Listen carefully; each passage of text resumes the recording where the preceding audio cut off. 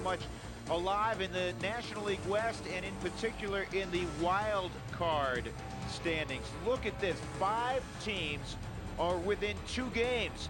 And the Astros now on top. The Giants are right there. The Astros have won 12 in a row. And guess what? In the 4th inning tonight, they're leading 4-0. And good evening, everybody. Glad you're along with George Frazier. I'm Drew Goodman. Aaron Miles, Khalil Green, 2 middle infielders enjoying their freshman seasons. Well, they are. But again, there's 2 different players in my eyes. Khalil Green's a guy that has a little pop in his bat. Even to the opposite field, a tremendous defensive shortstop, a very young player that they've handed this to the reins to him. And look at the games played, 132 out of 140. Aaron Miles is a great leadoff hitter. He's a guy that has been at the top of the Rockies lineup. He leads all National League rookies in hits. And I think he's a candidate also because of that. With that 306 average, 64 runs scored. He stole some bases more than any other rookie. I think that's where his case can be presented as National League Rookie of the Year. Yeah, both great stories this year. On the hill tonight for the Colorado Rockies, Jason Jennings, and you know how good he is typically at Coors Field. Well, he's been terrific here. 23 wins, only 12 losses in his career. Of course, if he wins tonight, he ties Estacio for the most ever by any Rockies pitcher. But one thing about him, he struggled a little bit this year at Coors Field. 6-6 at Coors Field. He struggled against the Padres here. Did very well against the Padres in the Grand Canyon called Petco. 3-1 overall. If you add up what we just showed you against San Diego this year, he could become the first Rocky to win 4 games against one opponent in a single season. The Rockies and Padres. It's brought to you by Bud Light. Fresh, smooth, real, it's all here. By Pizza Hut. Call Pizza Hut today to try the 4-for-all pizza for $11.99 and get all 4 pizzas any way you want it. Only at Pizza Hut. And by Gatorade. Is it in you? And you wonder how George Frazier gets to the park on a Thursday evening. Just jumps in his kayak, paddles down the Platte River. Yeah, it's a great way to get here. Jason Jennings has completed his warm-up pitches. He is ready to go. Sean Burrows will lead things off for San Diego. And Burrows takes ball 1 just off the plate. Burrows at 292 with a couple of home runs. 42 driven in. And he's hit the Rockies well. Typically he goes the other way. And that pitch is low, 2-0. 28 starts this year. Jennings has given up 22 runs. Typically that is Jason Jennings. He has a tough time settling into the game, and right now trying to find a strike zone of Mike Winters. Well, looking for 24. That would tie a franchise record for most wins at Coors Field. Too many looks, is it? I don't know. 5th start against San Diego. Klesko at Coors has always had great success. Well, I tell you, Jason, to me, threw 3 out of 4 pitches in the strike zone, and Mike Winters not anywhere near it with Jason Jennings. That's frustrating. Here's the lineup tonight for San Diego. Mark Loretta, after missing the last 4 ball games with an injured finger on his right, or check it, left hand, is back in there tonight. Brian Giles, Phil Nevin swinging a hot bat, and Klesko, Green, Xavier Nady in center field. Ramon Hernandez is behind the plate. Justin Germano is pitching. Here's Loretta. Comes in hitting .344. He had a slight dislocation. I guess it's either dislocated or it's not, but he had a dislocation of his right ring finger, left ring finger. I keep wanting to put it on his throwing hand. Missed 4 ball games, back in there tonight. And then he had a little mishap during batting practice. A foul ball hit him in the head. A lot of hitters during batting practice will wear the soft cap. They won't bother with the helmet.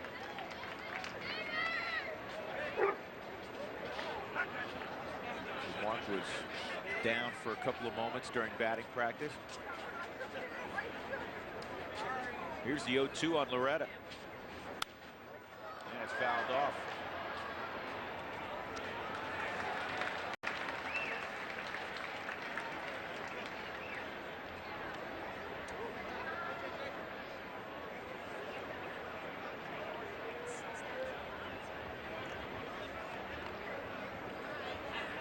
Loretta's been the Padres MVP. He has been terrific offensively, obviously, and defensively as well, and he's going to take a seat here.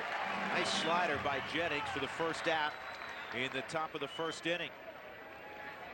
Here's the gloves tonight for the Rockies, brought to you by Rico. In the outfield, 3 rookies. It'll be Matt Holliday, George Piedra, and Brad Hopp in the outfield. And in the infield, Miles and Clayton up the middle, Castilla and Helton on the corners. J.D. Klosser is catching. So 1, 2, 3, 4, 5 rookies in the lineup tonight for the Rockies.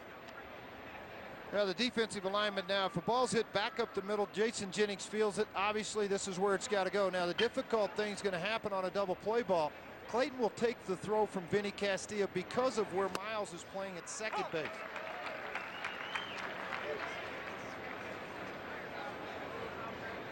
1-1 on Giles. See, here's where Miles is. See how deep over here he is. It's just difficult for him to get to the bag. So it's up to Clayton to handle all double play possibilities. The Padres were reeling last weekend after the Rockies took 2 of 3 from them.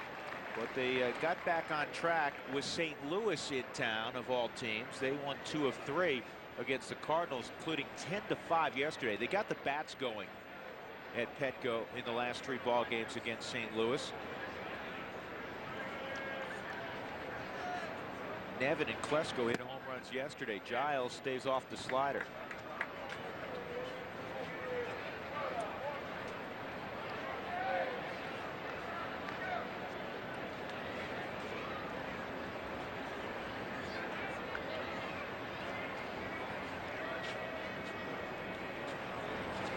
Two twos out of the zone, 3-2.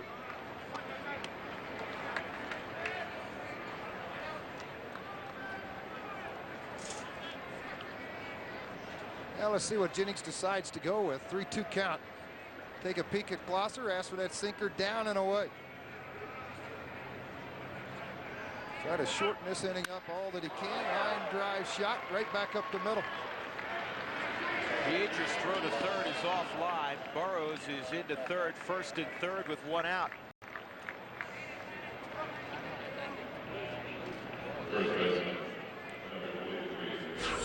Let's take a look overhead. See Jennings trying to run that ball and sink it away from him. He just caught it out front. Giles, short stroke with 2 strikes, trying to make solid contact, does just that. Burrows, pretty good speed for a third baseman. So first and third situation now for the Padres. Phil Nevin, 3 hits yesterday. He's at 306. And once again, the Rockies started with a slider. They had a lot of success a few days ago utilizing the slider against Phil Nevin. So Nevin did catch a slider that spun up there against Scott Doman and hit it out of the ballpark.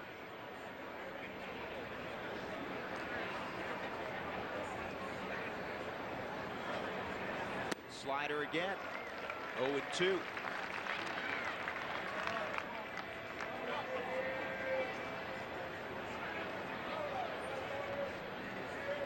Now the same thing Doman trying to do, and this is what Jason's doing a nice job. Watch the first move here. See it pull off of the baseball. Now you make a mistake from really 3/4 of that plate towards Nevin, he's going to hurt you. But if you keep the ball away from him, it's less chance he's going to hit the ball out of the ballpark. But Nevin is an intelligent hitter too. He will adjust to a ball away from him and drive it to right field. You've seen the power at Coors Field of Nevin going to right field.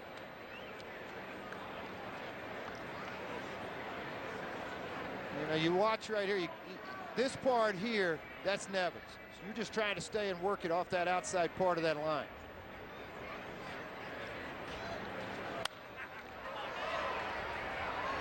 And Nevin, the adjustment he'll make, he's one of those guys that will set you up. So you've got to keep him honest.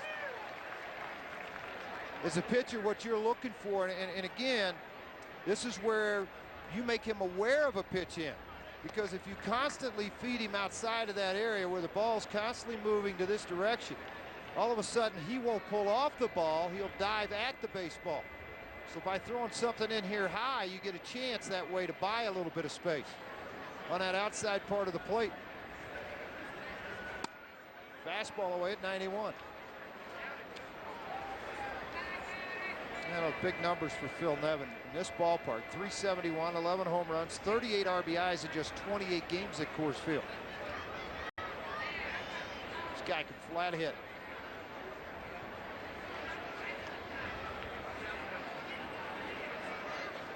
1-2 again.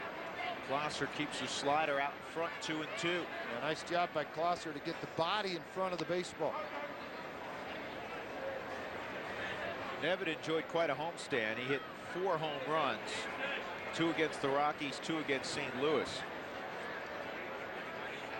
He leads the club with 23 long balls. He's third in the National League in road RBIs with 67. It's one of the reasons they have one of the best records in the National League West on the road. Popped up right side. Helton's going to give it a look, and it's going to fall into the crowd. Yeah, I mean, they have the 3rd best record, George, in all of baseball, excuse me, in the National League on the road. The only team's better, St. Louis, naturally, and the Atlanta Braves slightly better on the road than Bruce Bochy's team. Well, the Dodgers have 39 wins, but they have more losses. Bochy's done well on the road. They just have had a very difficult time adjusting to their new ballpark, Petco. They have scored 84 more runs on the road this year in fewer games, 5 fewer games than they have at home.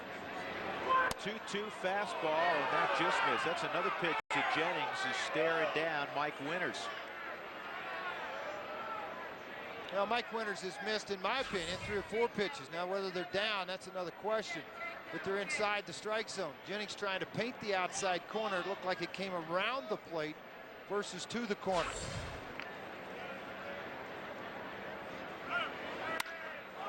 This ball poked to center field. Pietro makes the catch. Tagging at third is Burrows. And out at first base before the run scored. That cost Sean Burrows jogged home. Cost him. And it cost San Diego a run. How about Pietro, huh? Give some high fives up to him. Base running blunder from Giles. Unless he was going, you know, I didn't catch it. He was going on the 3. Here's the final play of the top of the 1st inning. First of all, Brian Giles was going with the pitch, so it's not a base running blunder. He had to get back, and he was already around second base. Yeah, great throw from Pietro. The mistake was with Burrows. Boy, was it ever, too. I don't think he thought this was even going to be a play here. See, now watch Burrows. See, Burrows just jogging in. All of a sudden he thinks, hey, I better turn it up a notch. He didn't get there in time. He did not make it, and he didn't run hard. Cost the Padres a run. Good camera work, good job down in the tape room, guys, to have everybody's angle. Burrows jogging to the house. Barry cost him an extended inning yesterday with the Giants win on a double play ball. Jennings gets a lot of double plays. That's just one of the more unusual double plays that Jason Jennings gets in the game, but he'll take it. Germano behind 2-0 on Aaron Miles. That's on the outside corner for a strike, 2-1. Well, the overall numbers, this is just his 4th start, 2 of those against the Rockies. Excuse me, 3 of those against the Rockies. Record of 1-1. This could be a problem if it stays fair. It does not. 2-2. Here's the Bud Light scouting report on Justin Germano. Well, Germano up from Double-A, trying to make, again, get himself a spot as the 5th starter. Their 5th starter has not been good since the trade of Ismael Valdez to the Florida Marlins. His 4th major league start, 3rd against the Rockies. He's looking to fill that void. He's a kid that can throw 90 to 95 miles an hour. Has just yet to do it at the big league level. 0-3 record, 659 earned run average.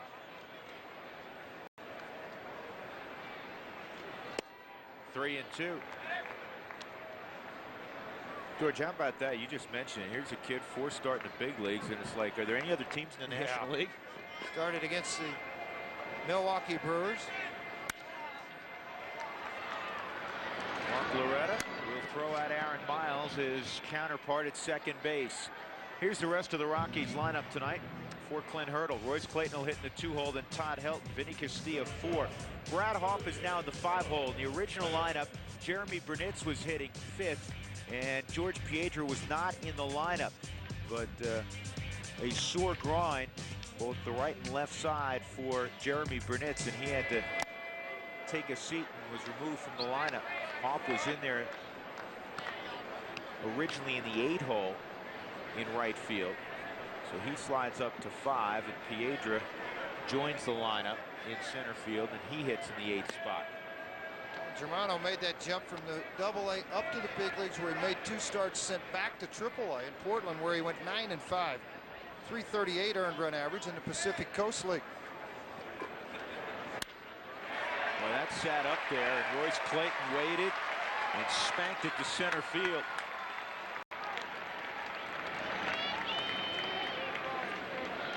So with 1 out, Royce Clayton at first base. Brian Giles will be in right field tonight. Xavier Nady making just his 3rd big league appearance in center field. Ryan Klesko in left field.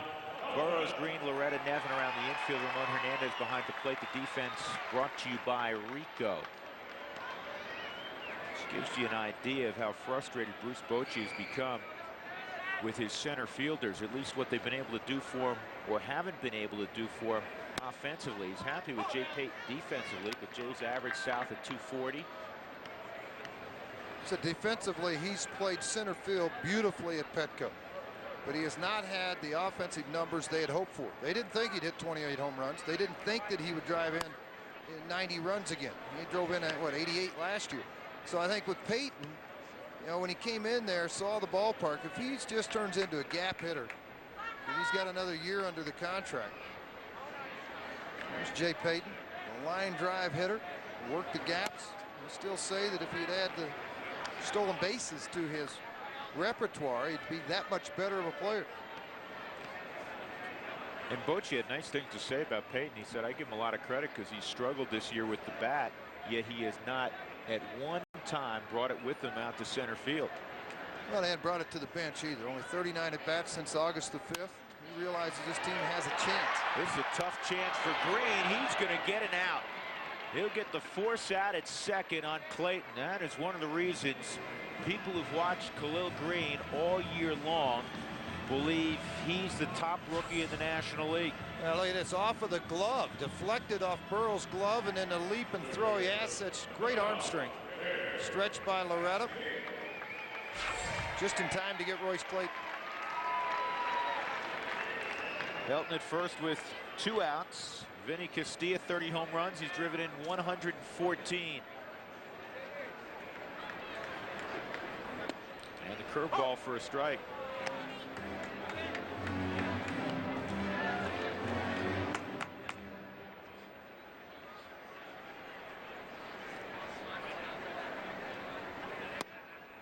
And the fastball for a strike. Vinny sitting on 298 career home runs. 286 of those as a third baseman. That's the 8th most in Major League history by a third baseman.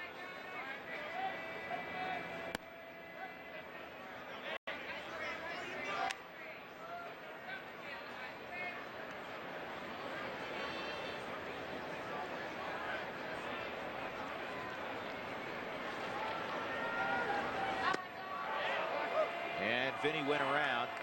Bruce Fromming indicates that the swing went through, and the Rockies are done in the bottom of the first inning. No scores. We head off to inning number 2 at Coors Field. First of 4 between Colorado and San Diego.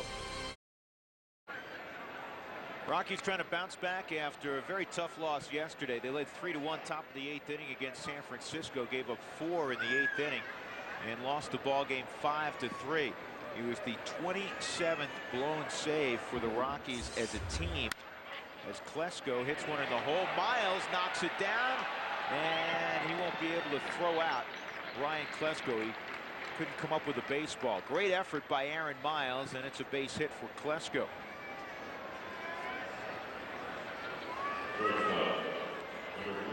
Anyhow, the only team with more blown saves in baseball this year, the Cincinnati Reds, have one more at 28. You know what, though, Drew? To me, it's a very deceiving number.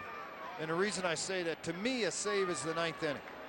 It's not the 7th inning. If you're going to give a guy a hold for holding the lead where it was in the 7th, then give him a blown hold for screwing up the ball game, versus giving him a blown save, because he's not going to be there. How many closers come in the 7th inning? None. 0.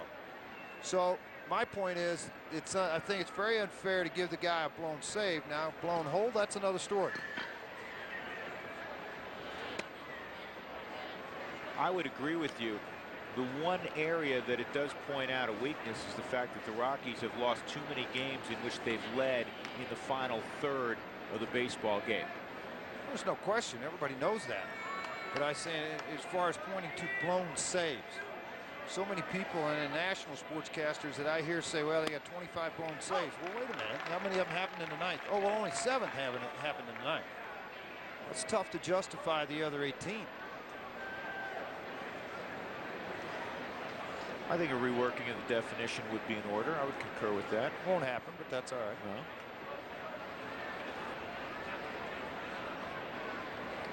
No. 1 ball, 2 strikes on Green. He fouls it back.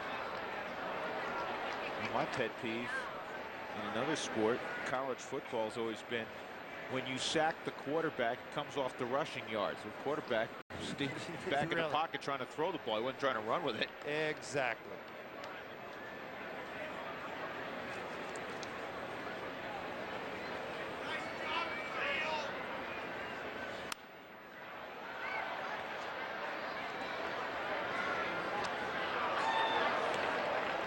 One ball and 2 strikes.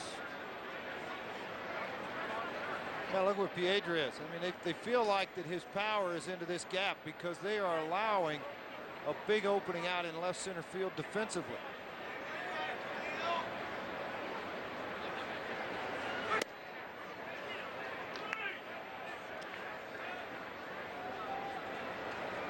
I asked Bochy about Khalil Green. I said, what kind of offensive player do you think he'll eventually become? And he said it wouldn't surprise him if he ends up hitting 20+ home runs.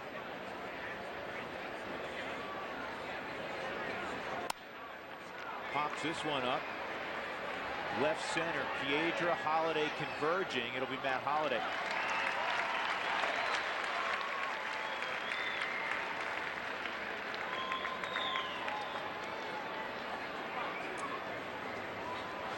Now that'll bring up Xavier Nady, who got a great deal of attention 2 years ago in San Diego. He was looked upon as their top rookie prospect that year.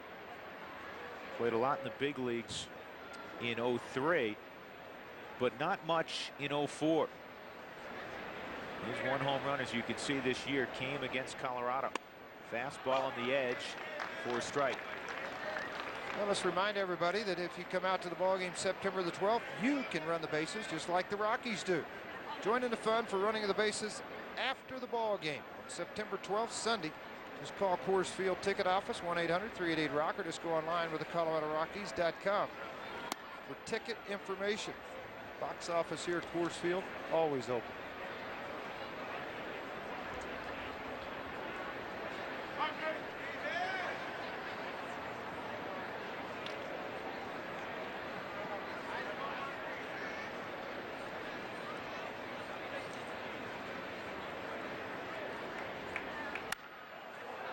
Ball's hit foul. 1-2. Nady hit 10 home runs and hit over 300 at Portland, the AAA affiliate of San Diego this year.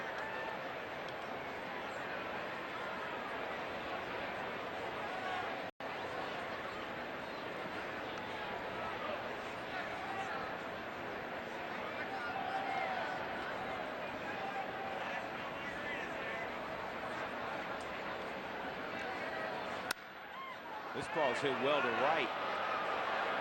Twisting, fair or foul. That is a foul ball. That had home run distance the other way. Well, he idea kind of pop Xavier Nady has. He has tremendous power, and as he's gotten older, he's filled out. You can tell by the width of his shoulders how thick he's getting as a player from where he was a year ago. Because against a right-hander swinging, you obviously have that curve at the end of the baseball.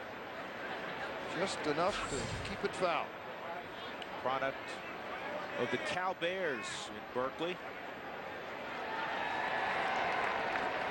Not much against righties this year.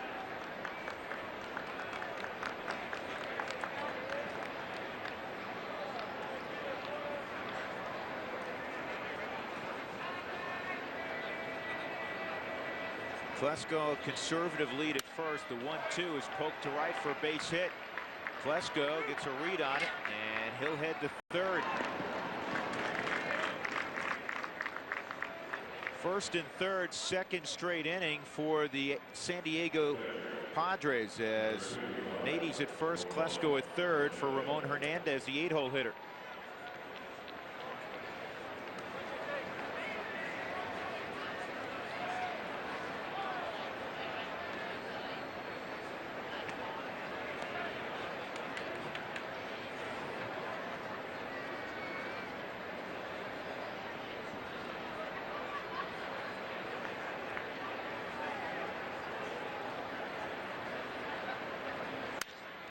This ball is served to center field.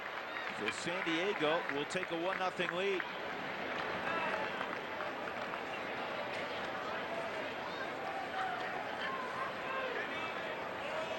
Wasn't hit hard, but it was effective. Well, Hernandez missed too many games this year to the liking of Bruce Bochy. He'd like to have his bat in there more just for this reason. This great illustration of staying back on the baseball, driving it right back up the middle against Jason Jennings on a ball out over the plate but down.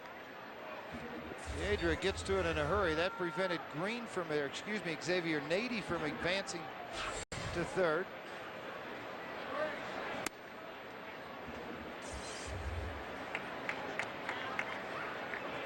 Ball Germano, check it out again with Peachy, the third base coach, to see if he'll be bunting.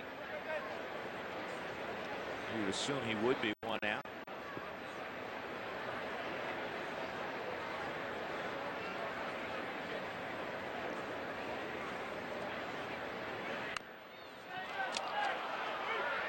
They'll get the out at third. Vinny had a chance at first, elected not to throw it. Good play jumping out of the chute, J.D. Klosser. So 2 gone, first and second. We'll see Sean Burroughs. College Football Saturday presented by Kyocera returns this weekend with a doubleheader.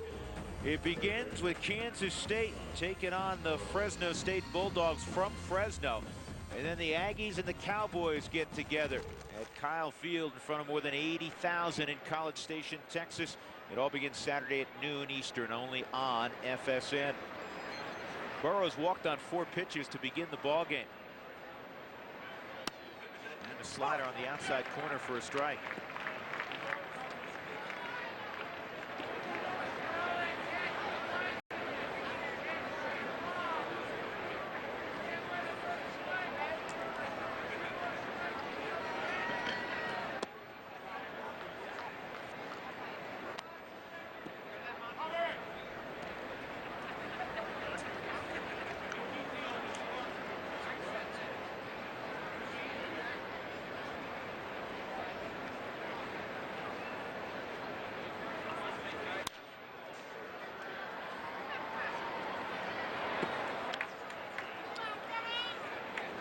Ball and 2 strikes on Burroughs. Good numbers against Jennings in his career.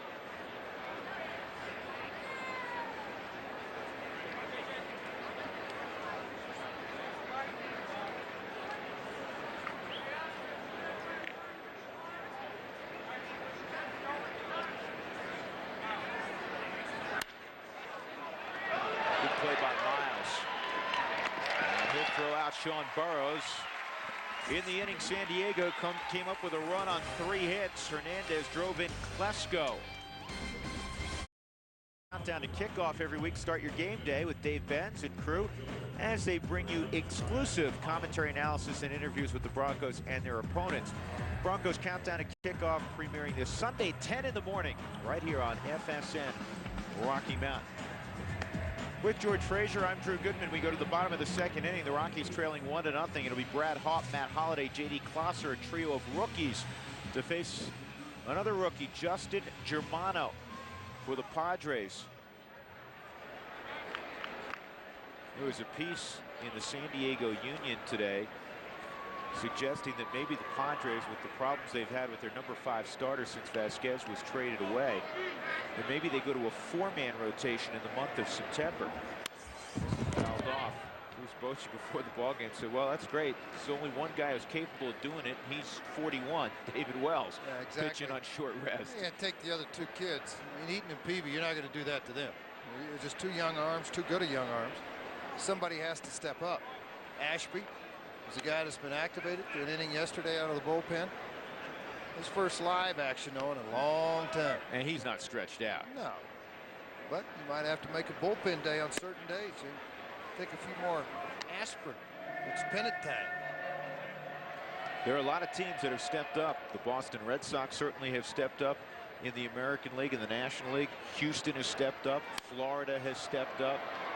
Yeah, one reason David Wells is one of the winningest left-handers that are active right now. He's won his 10th game for the 12th straight season. He's won at least 10 ball games. Pitched a gem against the Cardinals in San Diego last night. He also hit the ball. This is a fly ball, well hit, right field line, and that is foul. Man, that thing just kept carrying and carrying off the bat. You thought it was a pop fly. Well, remember who's at the plate too. Brad Hopp has tremendous strength, and with his swing, which is uppercut swing, he's going to generate a lot of long, high fly balls, and this ball just fouled. I mean, by feet. It looked like 3 or 4 feet from being in fair territory and a home run. If that would have been fair, Hopp would have made Tavis's pregame show. Well, he already did. You interviewed him yesterday. He was on yesterday. Tavis Strand, our pregame producer. This ball fouled off down the left field line. Part of the reason that Wells has the success that he has, how about this?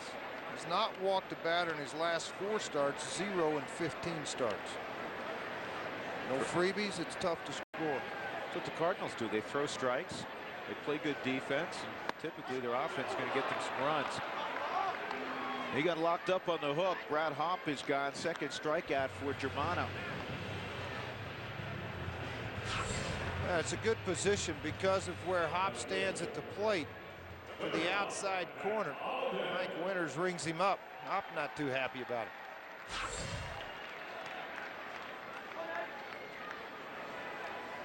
They don't miss the action when the Rockies take on the Arizona Diamondbacks. This ball in on the fist of Holiday. A soft fly ball to left. It's the last lapel pin you can get in a series of 4, courtesy of King Soopers. That game is on September the 21st. Diamondbacks Rockies, 7:05 start. Don't forget your Rockies at Coors Field. You can pick up your tickets at the box office here. You can go by one of the dugout stores, King Soopers. Just call 1-800-388-ROCK or just go online with ColoradoRockies.com.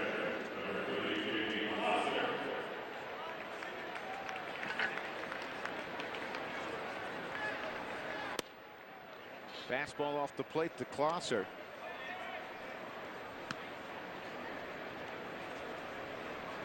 JD pinch hit last night in the 9th and grounded out. That's in there, 1-1. Hit his first career home run against the Padres at Petco over the weekend. Curveball's a beauty. 1-2. Klosser, since the call-up, is hitting 17 of the 20 games he's participated in. Strong inning for Germano. 1, 2, 3, including 2 punch-outs. We'll go to the 3rd inning. The only run on the board, plated by San Diego.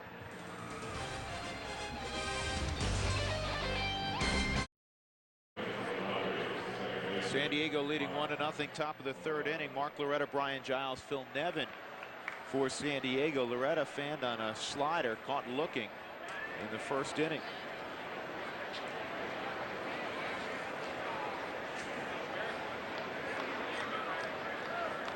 Four hits and a walk, so 5 base runners in 2 innings allowed by Jennings. And another good slider, and Loretta was out front.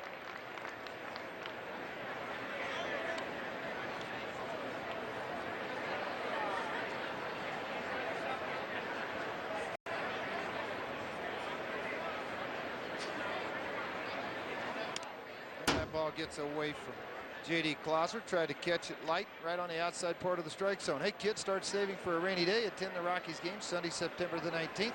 Receive a baseball bank courtesy of Bank One. Dodgers will be in town for that one.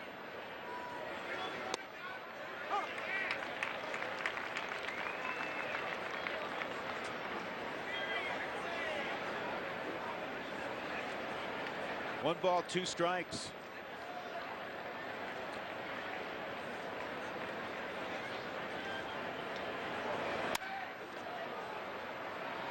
retreating is Brad Hall, and he needs to play in right field. Geico direct moment as we move around baseball.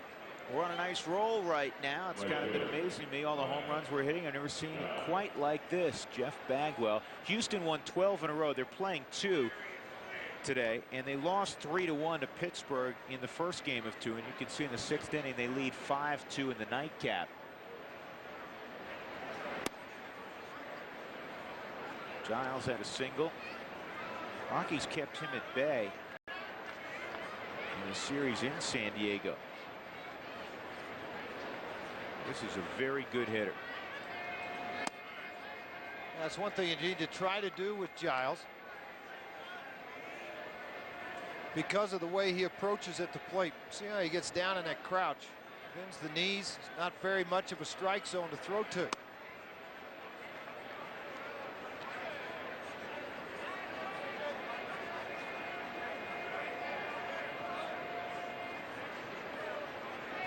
You see a look at the crouch there.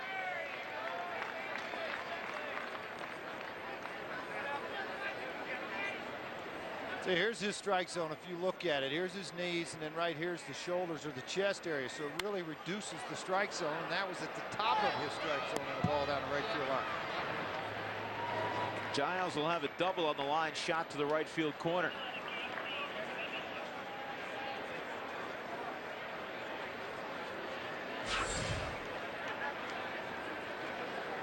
Yeah, right out of the delivery of Jason Jennings. Right on it. Giles down the right field line. You're going to see it hit the padding down the right field line, ricochet off to Brad Hopp. It can get tricky at that time down there in the corner, only because the ball, you never know what path it will take off of the pads. Nevin got a heavy dose of sliders his first time up. That's what he gets there, ball 1. He eventually hit the ball hard straightaway center field. Giles was going on the pitch, first and third situation. Piedra made the catch and threw out Giles at first for a double play, and the runner at third, Burrows, was jogging home. The out was recorded at first before he crossed. It cost San Diego a run.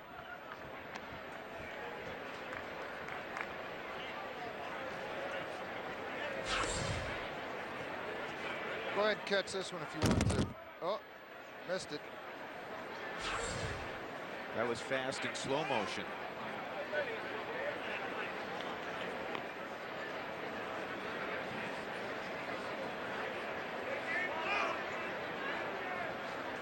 Nevin's season last year reduced to 59 games. He had shoulder surgery.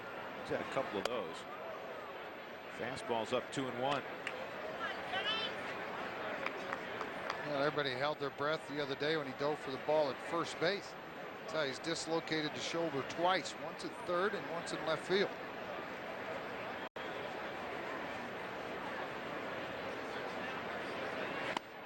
Big swing and a miss.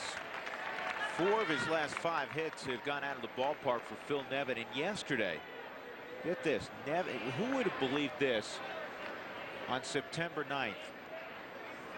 Nevin and Klesko homered yesterday in the same game for the first time since last August. The ballpark they're playing in, particularly for Klesko, has had a difficult time buying into that ballpark and where they go. Boy, what a slider. See that worked in a great sequence against Nevin, because he threw the one good fastball up and in on him. Then he went down and away on the slider.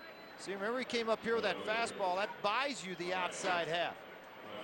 And I think with the RBI at second, made Nevin get a little greedy at the plate and swing at a pitch he normally would not swing at. He's disappointed with his effort. Klesko, an infield single his first time up, hit the ball hard. It was knocked down by Miles, who couldn't make a play. Klesko's home run yesterday, just his 7th of the year. Padres played a day game, so they were here last night in time to watch the second half of the ball game on the tube.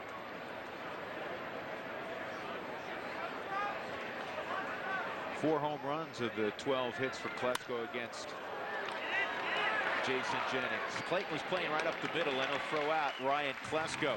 Giles doubles with 1 out. He's left stranded. It's 1-0 San Diego. We're in the 3rd inning.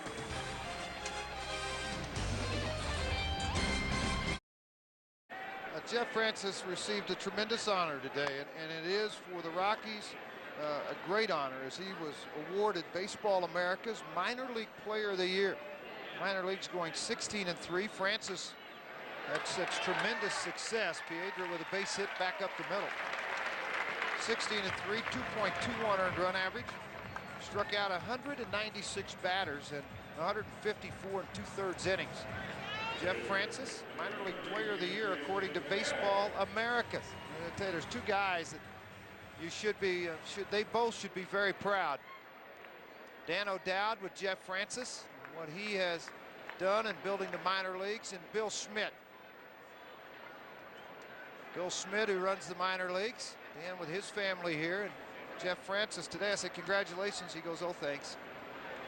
Something else. Very modest kid. Hit and run with Jennings at the plate. Piedra gets to second base. First out recorded. It's Bill Schmidt. The very first, he told me, the first time he has had a Minor League Player of the Year voted. He's very proud today to be in charge of the scouting department, the amateur side of it, for the Colorado Rockies. I'll tell you what, Rockies Senior Director of Player Development, Bill Guyvette, also deserves a lot of credit. Jeff Francis on a fast track to the big leagues, coming off his first big league win against these Padres, and he'll have the baseball on Saturday against Adam Eaton. I'll tell you something else. Earlier this week, another one of the Rockies' top prospects, Ryan Spire, was named the 2004 Minor League Rolaids Relief Man winner. 37 of 40 in save opportunities, successfully handled by Spire with the Tulsa Drillers. Anytime you have a #1 pick on your ball club, there's always added pressure to develop that #1 pick. Bo McLaughlin did a nice job in Tulsa as his pitching coach there. And Bob McClure carried it on in Colorado Springs for Francis, and then on here with Bob Apodaca and the Rockies. Taking everything in stride right now is Jeff Francis. After 3 road starts, he'll get his first taste of home cooking again on Saturday. That pitch is off the plate by Miles. He kind of took a walk to make sure of it. Fouled the baseball, tracked it the whole way.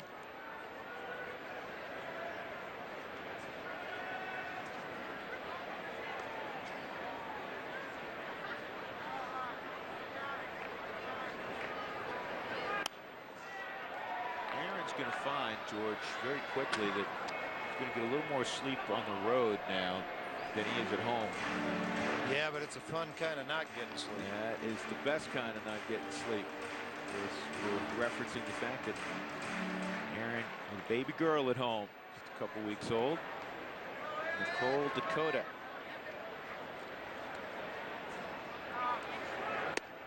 Curveball misses. 2 balls, 2 strikes. Rockies trying to even things up with Piedra at second base.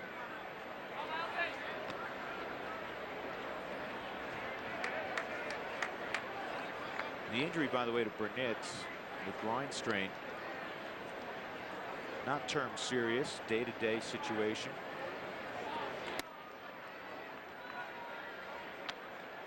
And perhaps he'd be available even later on for a pinch hitting role.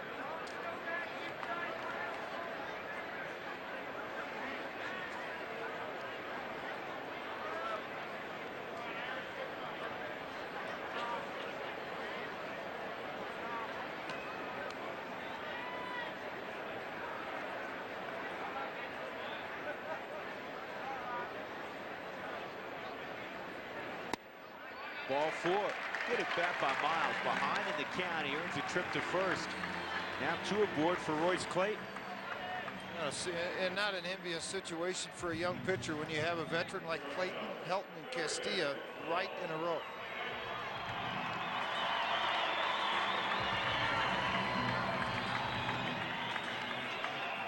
Royce 2 for 4 yesterday. Ripped a single to center his first time up.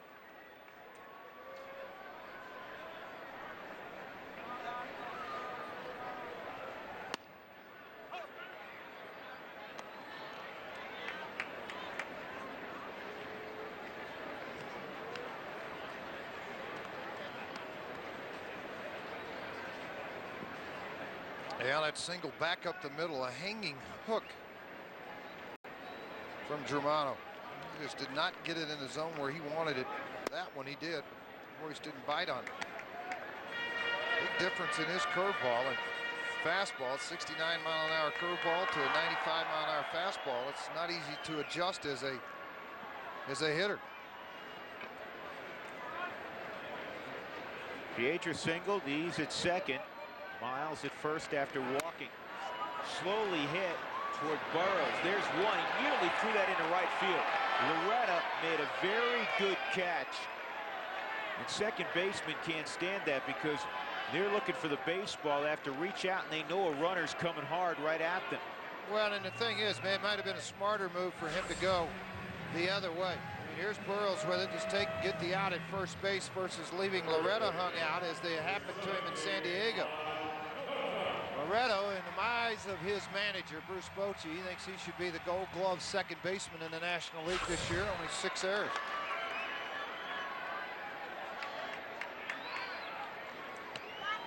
Hilton a chance to tie things up, or maybe more. First and third, strike one on Todd.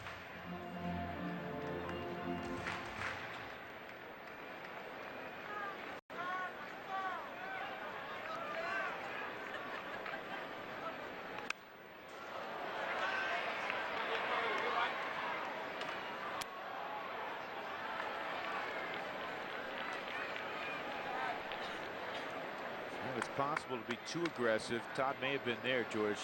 Pitch out of the strike zone. 2 slow curveballs in a row, thinking he got to pitch down, take to the opposite field. The outfield playing him straight away in center.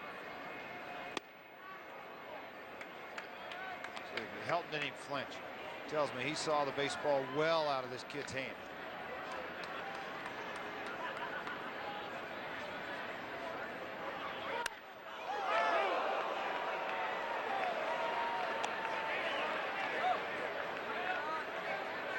See how quick his hands are inside. This pitch is right in here, right on the hands of Todd Helton. In order to hit that ball, he's got to make contact out here with it.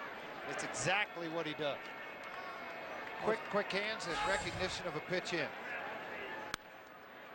We recognize that breaking pitch fouled off. You know, if they widened the field, George, Todd would have had a double there. Well, I just don't know. Does that fall under woulda, coulda, ifs? Somewhere. And all those other there. things? One of the latter chapters in the book of woulda, coulda, shoulda, and ifs. 1 and 2 on Helton. Up the middle and on through. Pietra to the plate. Clayton goes to third. We're tied at 1. A follow through of Germano cost him a run. Because of his follow through falling off to the first base side, he tried to flap around from behind.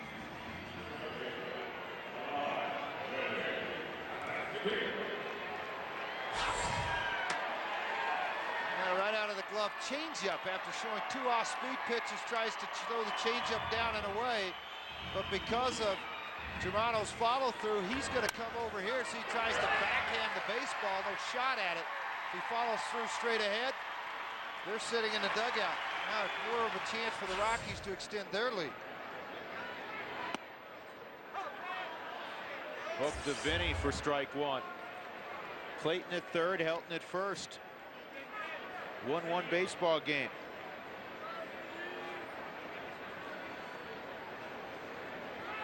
And another curveball. 0-2. 11 of 12 first pitch strikes. 11 of 13, excuse me, first pitch strikes. For Germano, he's only gotten now 17 balls out of 51 pitches. That's pretty good.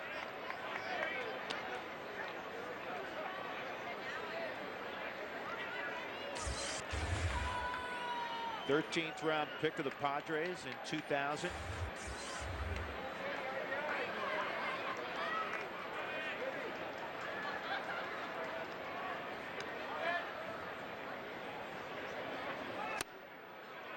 Show him the fastball away. 2-2.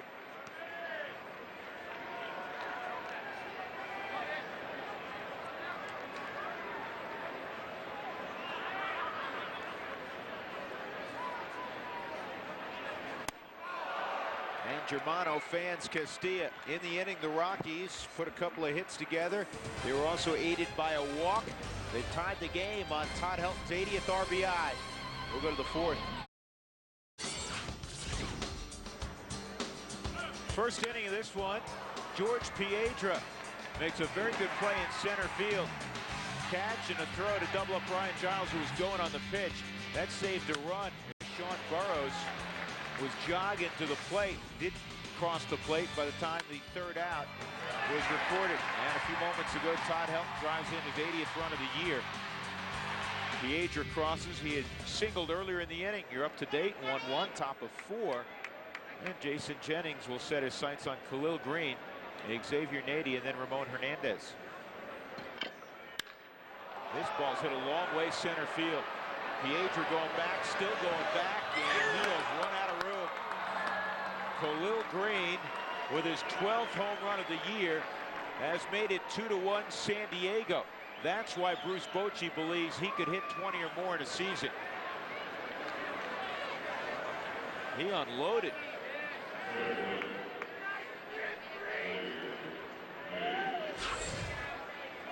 Trying to run the fastball in on his hands. It just stayed out over the plate, and it was belt high. Hit the dead center field at Coors Field. It's got a chance to ride out of the ballpark. When it left the bat, I didn't think it did. Jennings didn't. Neither did Piedra. It just carried out over that center field fence for his 12th home run of the year. He now has 59 RBI.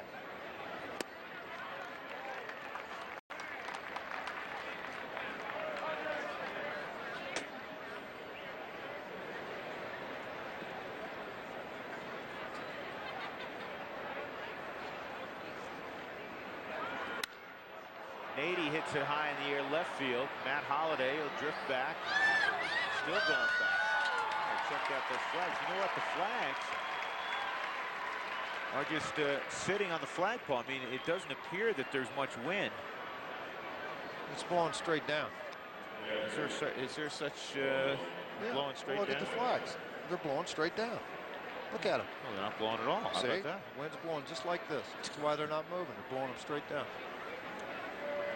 Interesting way of describing that. One out, and here's Ramon Hernandez. 2-1 Padres.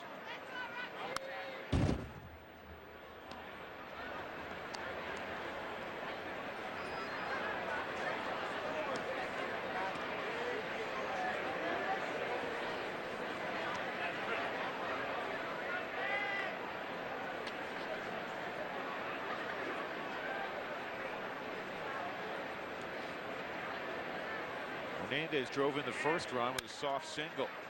In the hole, Clayton, you know, and he was there. I think the ball hit the lip. It just jumped right over his glove. Base hit for Hernandez.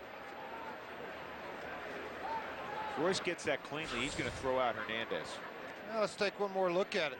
It's hopped up, hit right off the heel of the glove. Never hit the lip. I think it hit on the dirt and just jumped up onto the heel of the glove. Difficult play, but a play we've seen Royce make. Vinny comes in.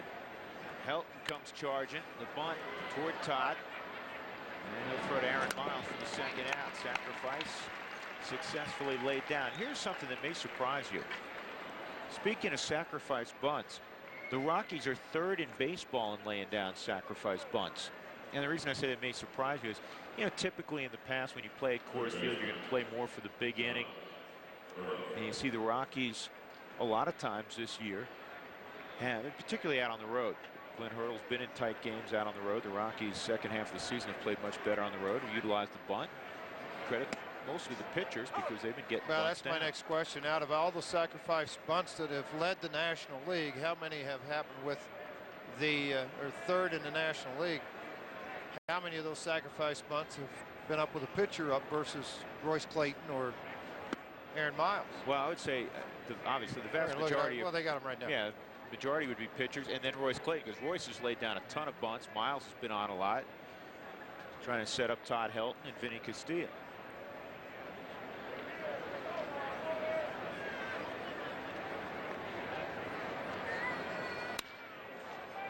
Burrows toward Holliday, sliding catch is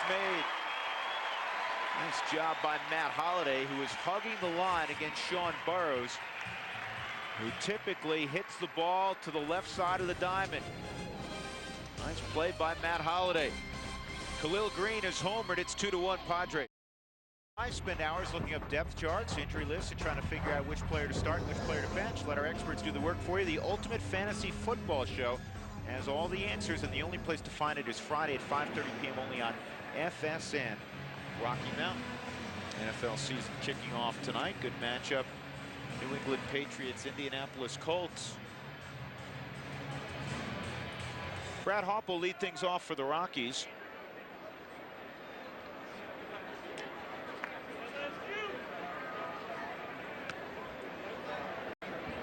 Justin Germano has allowed just 3 hits. 2 came last inning. Piedra led things off with a single, and he eventually scored on a Todd Helton single. Clayton had a single in the first inning.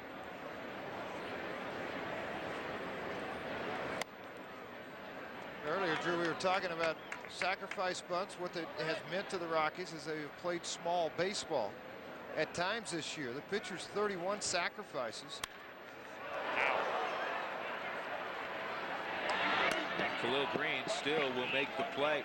Threw out Hopp comfortably. 1 ouch 6-3.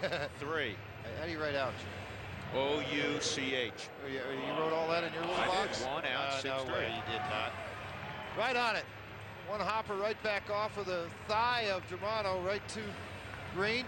Green just positioned himself with his weight under it and utilized that strength of his arm to be able to get Brad Hopp. By the way, 48 position players have had sacrifices, led by Royce Clayton with 21.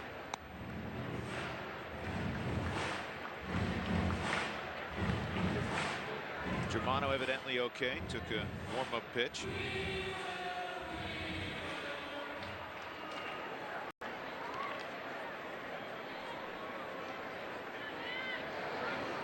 Curveball for a strike. You want to talk about consistency. Matt Holliday hit 290 prior to the All-Star break. After the All-Star break, he's hit 289. Curveball, and he sat on it. This ball's drilled toward Klesko. It's over his head. Klesko made a good play off the wall. Holliday digging into second with a double.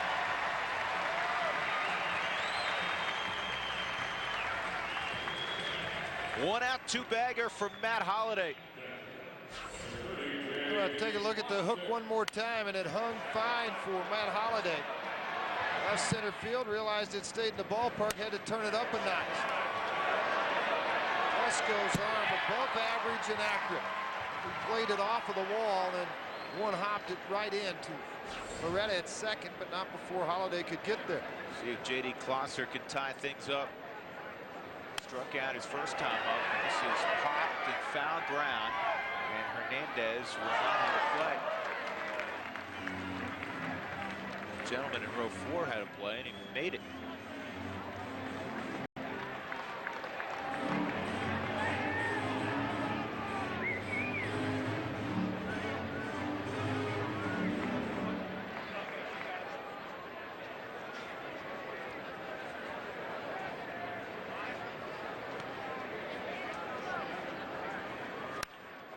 Left side, Burroughs will grab it.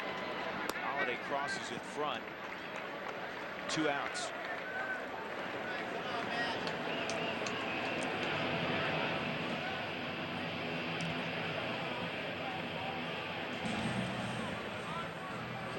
Piedra had a solid single to center field his first time up.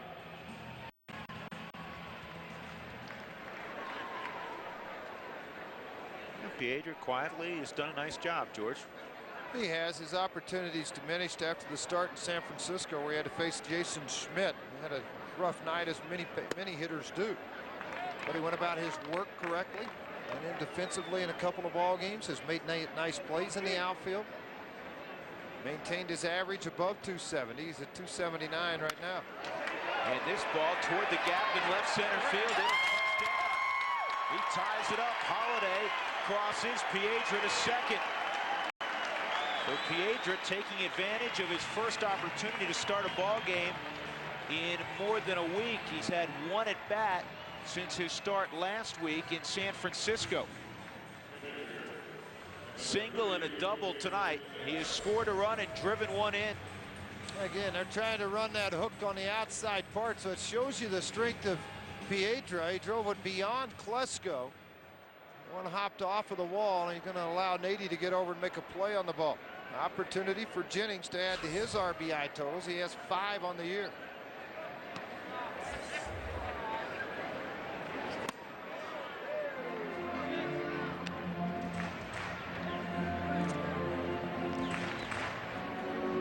You see an atypical outfield alignment with Jennings at the plate. And Brian Giles is where he would be. Normal position player. A lot of times you'll see the pitcher come up and it looks like you have 8 infielders.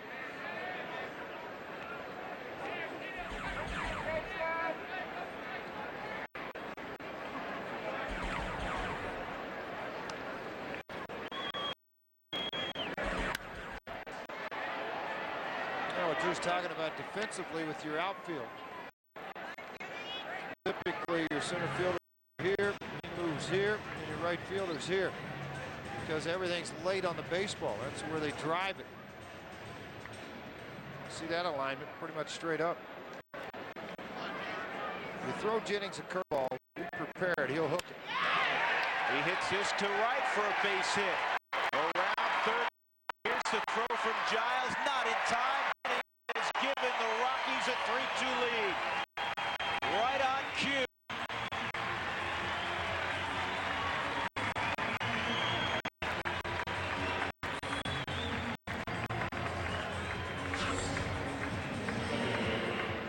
Trying to take the fastball, middle half in, the ball rode out and up over the plate. Giles on one hop makes a nice exchange, and then the ball over on them. 2 hop to the plate. Piedra's speed just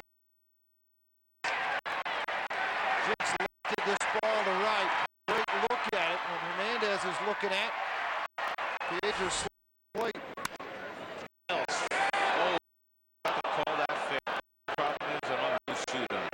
Yeah, the first time through versus Germano, the Rockies 2 for 8 with 3 strikeouts. Second time, 4 for 8, a walk, strikeout.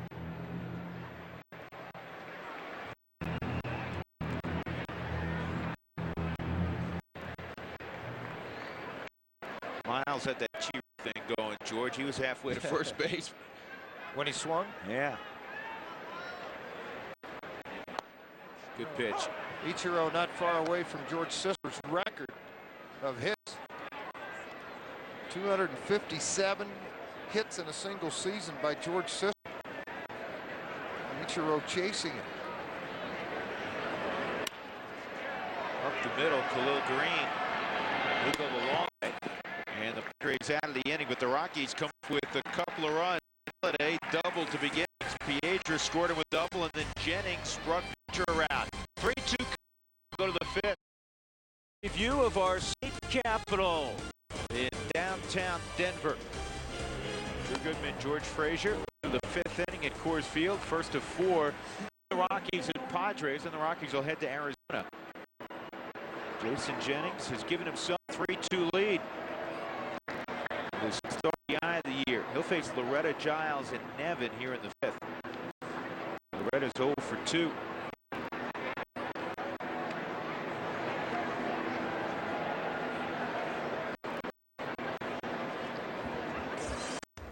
Fastball right down Broadway. Important in the middle of this lineup with Loretta up.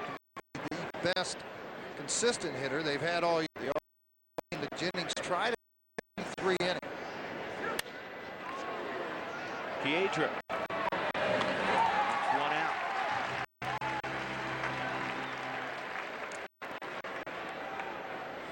For the Padres, this is an 11-game road trip. 4 days, they'll go to Los Angeles and then San Francisco. Play the Giants 6 more times. They play the Dodgers 6 more times. Giles back on the middle for Royce Clayton. Throw Giles out.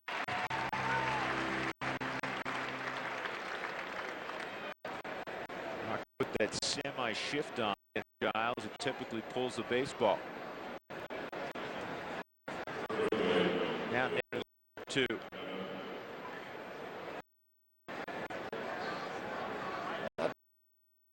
Friday, September the 17th. Come out and enjoy the Rockies game. Of course, vouch for $1, courtesy of the Colorado Rockies. And I've noticed you practicing all year for that evening.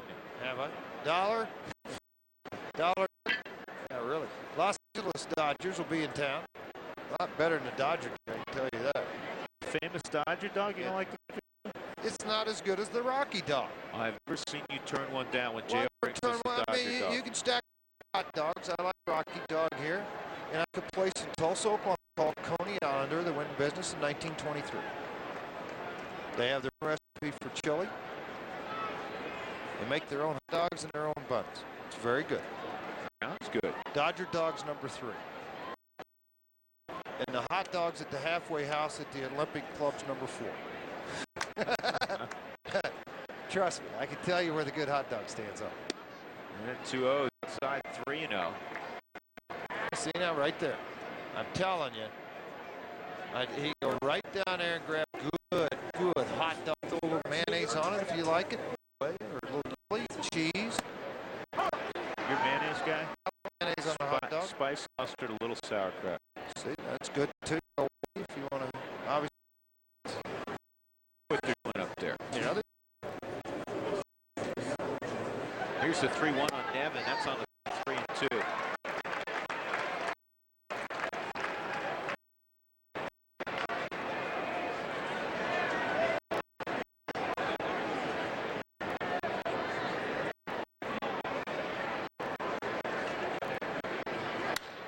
The slider is hitting the deep center field. The Adrian gets the play right at the wall. Nevin didn't miss it by much. 3 innings for Jennings, his first of the ball game. Colorado 3, San Diego 2. Later on tonight, right here on FS Rocky Mountain. George, that's it. Wait. yeah, we're on TV. Yeah. Is that what? Some nights. I see the guy. Wait a minute. Wait, I gotta do this. Oh, it's so you're on TV and you see all the people behind home plate grab their cell phones as soon as they get a chance to. You got call 250. everybody. How many cell phones do you have? I have one cell You got phone. the fancy cell phone. I have one cell phone. It's got the picture and picture That's right. stuff on it. Picture of my grandkid on there. Grandkid. There'll be another one in October. Just already counting. You already counted them? Yeah. You bet. That's a Doing good. Which baby, Georgia or Bryce? She'll always be your baby. Down third slide, fair ball. Royce Clayton. Tonight. Kicks her. Will come up. It's a double for Royce, leading things off in the 5th. 4th hit, 2 nights.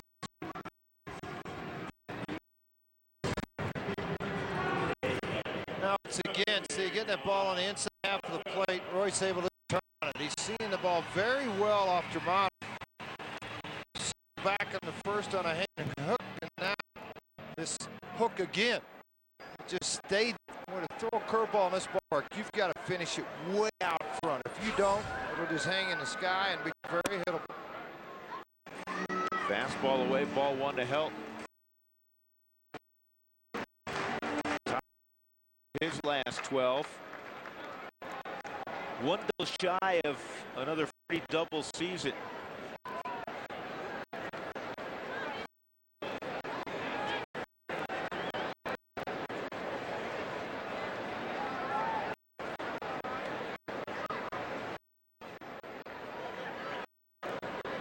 On Todd.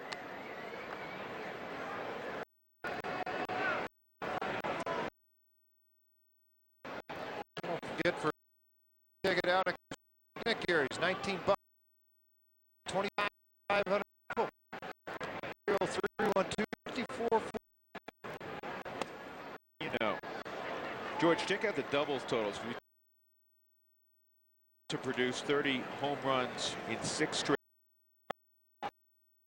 99, he had 39. 2000, he had 59. 54 and 01, 39 and 02 last year.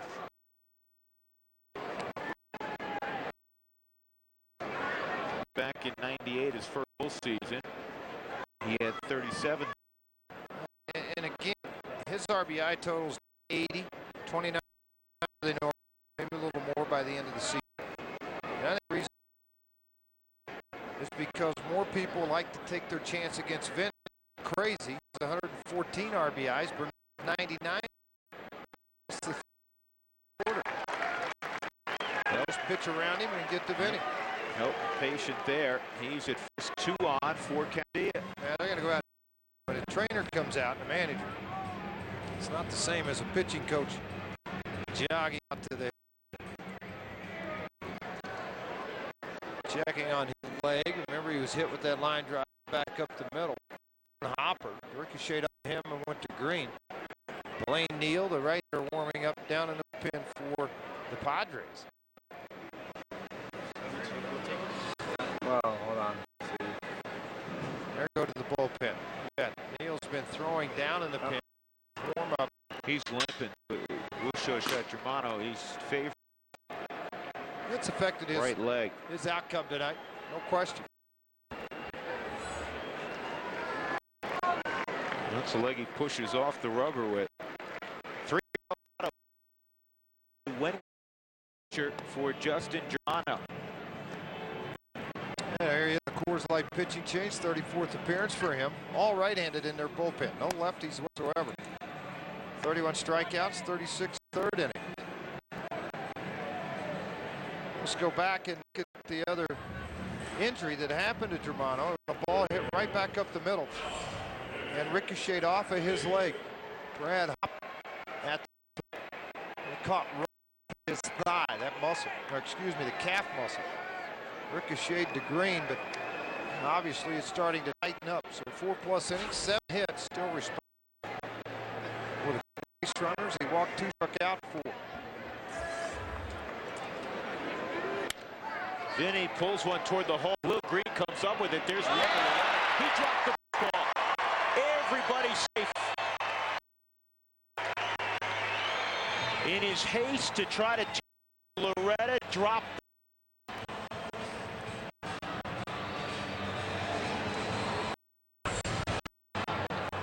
Well, as a second base umpire, Tim Timmons might have said it was on the exchange as he was pulling the ball up to his glove. But he didn't. This is a nice play by Green. The slide, pop, stop, and get up and throw the baseball right on the money. See, but he never pulled a baseball. Yeah, it did hit off the end of his glove and drop before he started to make the exchange. This is jammed for Hoff with nobody out.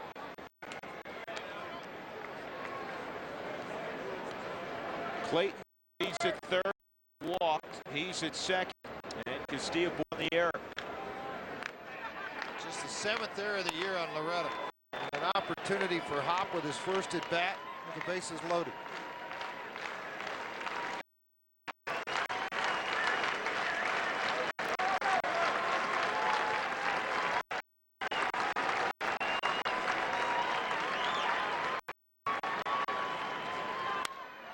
And Hop hits it high in the air to deep right field. Giles on the warning track. Clayton will trot home. Help tags. He'll go to third. It make it 4-2 Colorado.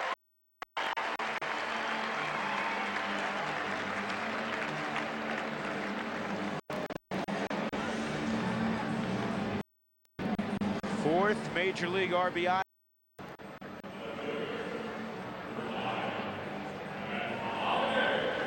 And that wasn't far from being a granny. Rockies have hit 3 this year, most recently the pinch hit grand slam on Tuesday night by Mark Sweeney. Matt Holliday has a grand slam this year, also Troy Johnson.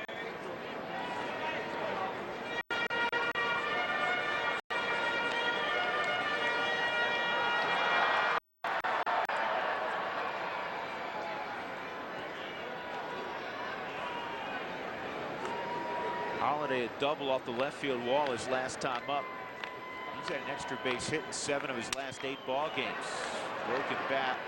Easy play for Burrows at foul ground. 2 outs. Now you turn around, you look at it from San Diego's perspective, George, and Blaine Neal can wiggle out of this, having given up just 1 run, bases loaded, nobody out, he wins. When I say he wins, it's a huge situation to work out of it. Yeah, give up exactly. From a situational standpoint, he's a winner. Well, that's all you can ask for, and realistically, they ought to be in the dugout right now. The ball dropped by Loretta at second. He should be out of this inning. Klosser will try to extend it. Change up for a strike.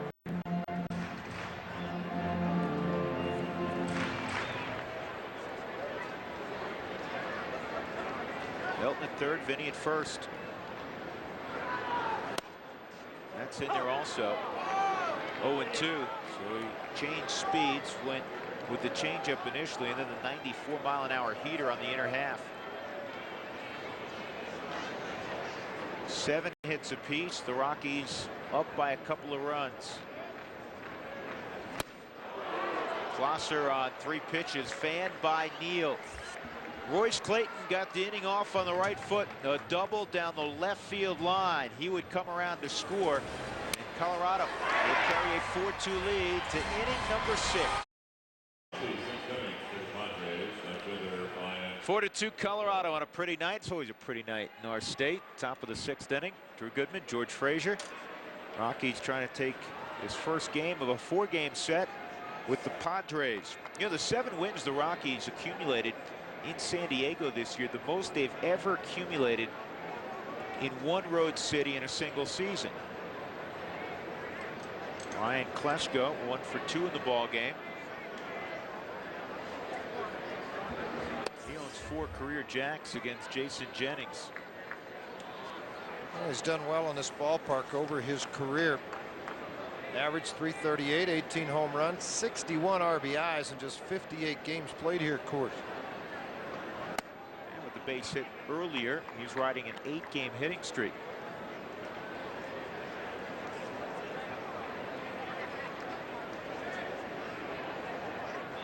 George, we showed the wild card race, 5 teams. 3+ weeks left in the season. Handicap it for us. Who do I think is going to win this wild card? Yeah. Give me odds. I'm going to take that team right there on top. You like the Astros because of pitching, huh? I like it because of Oswalt, Miller, Clemens, and I like the fact Lidge is throwing the ball very well. Marlins, by the way, lost tonight. The Mets finally won a game. They beat them 4-0.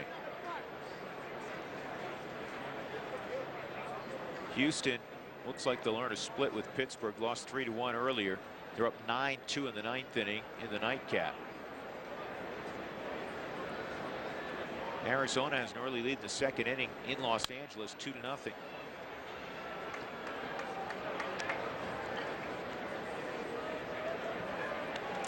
And that's a veteran team. Biggio, Bagwell, Kent. They've been around a while. You know what they're doing. Brad Osmus behind the plate catching. Well, if Chicago does not win the wild card, saying it's going to be a long winter on the north side. I'll tell you, I'd blame it on too, and it's hard, you know, to sit here and point at something, but their middle relief. If you remember back when they had really expanded the gap to about 4.5 ball games, then all of a sudden Farnsworth, who's on the DL now, gave it up on 5 out of the next 7 ball games. Gave up leads in the 7th and 8th inning. The middle relief did not hold up well at all. Well, I would go one step farther than that, George, and that is their heralded rotation, whether because of injuries or lack of productivity, has not lived up to the billing. Yeah, and Sammy Sosa stunk for about 25 games. His average over those 25 games was below 200. Sit down. This ball's driven deep left field again. It's going to one-hop the wall. Klesko gets the stop sign. Khalil Green with a double to go with his homer, and now 2 in scoring position with nobody out, and then Green representing the equalizer. Hey, look at this right there about bell tie. Green may have thought he got one, but I think Jennings knew this ball would stay in. Too much top hand on the baseball. It got a lot of top spin right off of the pads. Holliday got it back into Royce Clayton, who could then make that decision. And Piccolo made the right decision, second and third.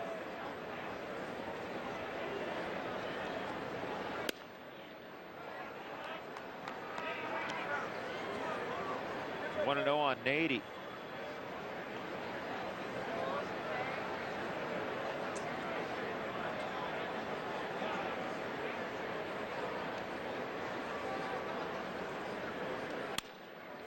Ground ball, nice pickup by Vinny. That saved a run right there. Vinny has kicked it just 6 times all year. Well, and because of the success and the job that he does at third, Scott Rowland probably to get the Gold Glove, but Vinny a very close second. A short hop, able to pick, then he gets a nice little look back, frees your runner.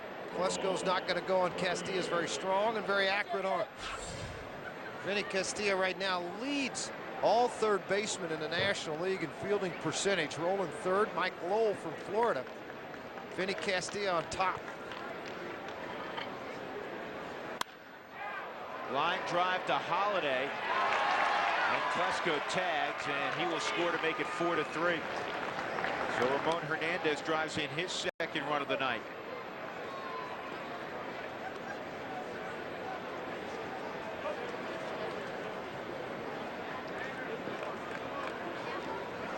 See who the pinch hitter is going to be from the left side. They have Fick, Hansen, Long, Kerry Robinson, Vasquez, and it's going to be Terrence Long.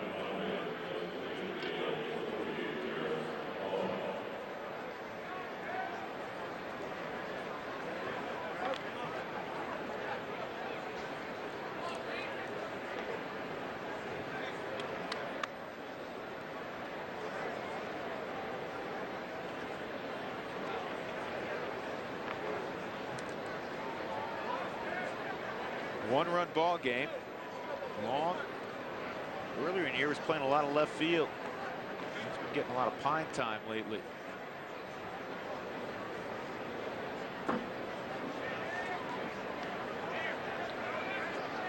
Green's at second base. Change up down low.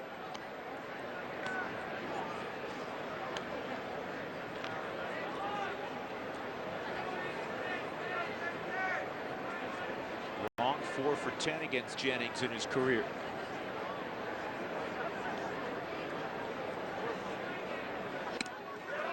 And that gets past Klosser. I'll see how they rule it. Looks like a crossfire. You know, as a catcher, sometimes you get comfortable when guys have good control, thinking and asking for a ball away. And then right at the last second, the ball doesn't sink. It cuts on you. And again, see Klosser reach way back to try to catch this baseball, and just jabbed at it and hit off the end of the glove. The ball he needed to catch. Pass ball on J.D. Klosser.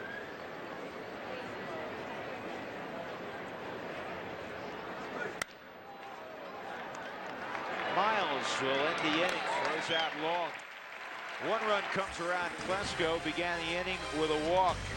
He would score on a fly ball by Hernandez. 4-3 Colorado, middle of 6. How about 4-3 now? Colorado on top. San Diego's out hit them, but now Klosser and Jennings talking about it. He was just talking about where the pitch was, where it was called, not so much the pass ball as the location of other pitches. Clint Hurdle with the tap on the chest to Jason Jennings. That's an indication his night might be over. There's a lefty in the Rockies bullpen, Brian Fuentes. Nope, make that Jeff Facero warming up. Steve Watkins comes into this ball game, making his 8th appearance, 8 2/3. 3 strikeouts. He has given up a couple of home runs.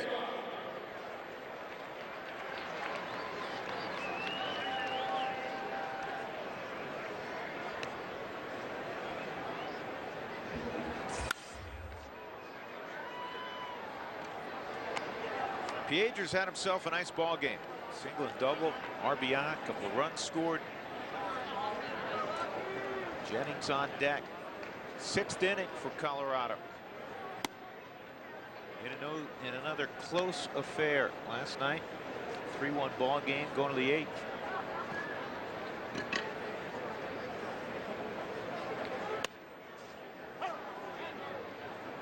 Piedra, like most hitters, likes Coors Field so far. Is 9 of 18.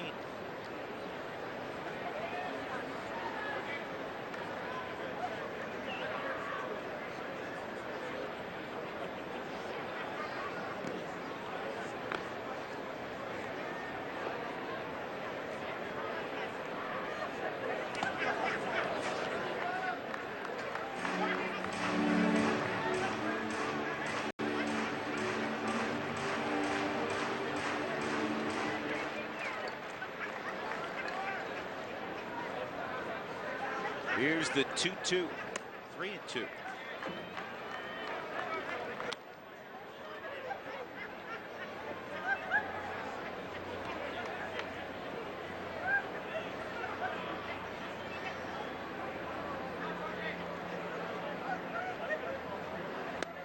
Ball 4.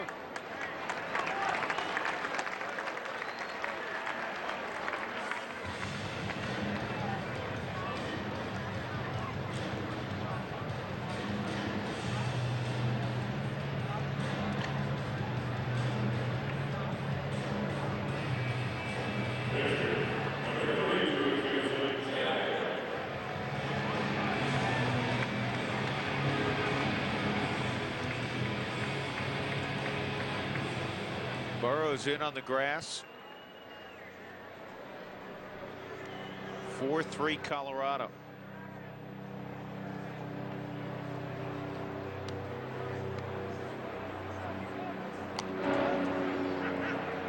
Jennings doing a good job of not giving it away early. The way he handles the bat, you figure him to be bunting, but there's always that element of doubt. Strike one, he stayed off it. Had a hit and run with Jason his first time up. After Piedra had singled.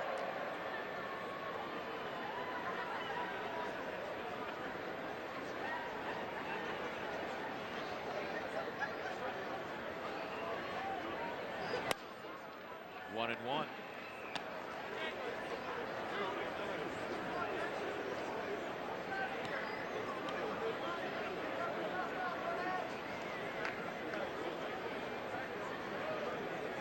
George, I go back to conversations we've had before about everybody covering their face when they talk to each other with their gloves. You guys didn't do that 20 years ago, did you? You did? Steve Carlton was famous for it. Durango resident now. He'd always cover up. Terry Kennedy did it because he had bad breath. He did. We used to tell him too. I'm glad you shared that with us. TK, hit a tic-tac once before you come out here, will you, buddy? Yeah.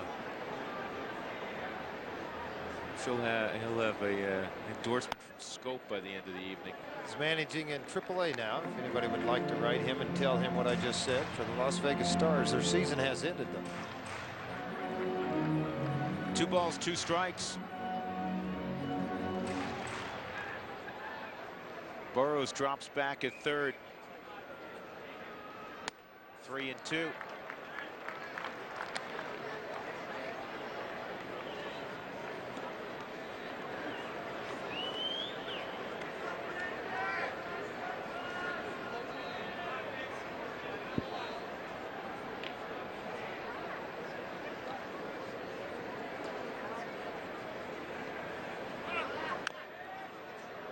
Piedra moving on the 3-2.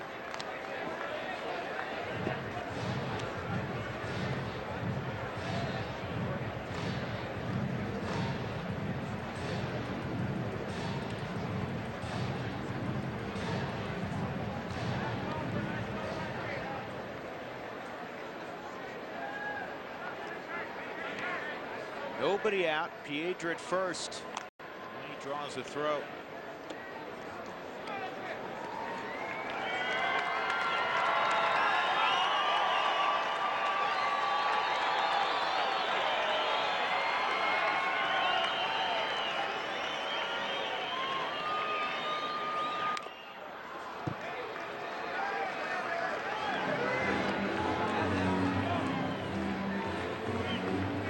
Jennings with an RBI single his last time up. He's got the average to 262. His career average is 263, which is the highest among all active pitchers with a minimum of 100 at bats. And the only two pitchers this year hitting higher, Livan Hernandez, Jason Marquis. Ball 4. So Jennings walks after Piedra walked. 2 on for Aaron Miles. And yesterday we were talking to Aaron about his rookie campaign. Here's what he had to say. Been in the big leagues all year, and that's something that I wanted to accomplish from the beginning of the year, just to be here at this time. And you know, but that doesn't take away the fact that I want to go out there and get 3 hits every night. And if I don't, you know, I feel a little, you know, like, you know, the competition is there, and I want to go out there and prove that I can be the best that I can every night, day in, day out. So, am I satisfied? No. I want that 4th knock. I want that 5th one. But at the same time, I got to look back, and with my career I've had, 9 years in the minor league, look back and go, it's been a pretty good year. It has been a pretty good year. Aaron Miles is hungry every day he gets to the ballpark. 9 years in the minor leagues, I imagine, will do that to you. The Rockies have just inserted Clint Barmas into the ball game as a pinch runner for Jason Jennings. So Jennings is done after 6 innings.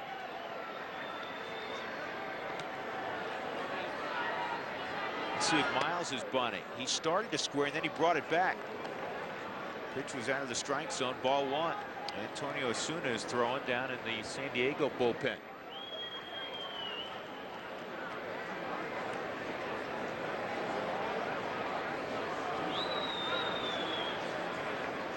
Jennings threw 91 pitches in 6 innings.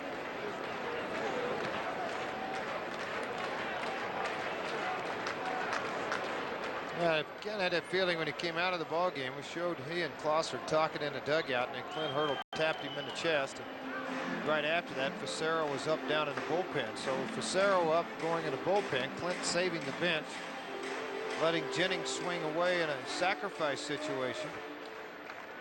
When he got on first base, Barmas replaced him.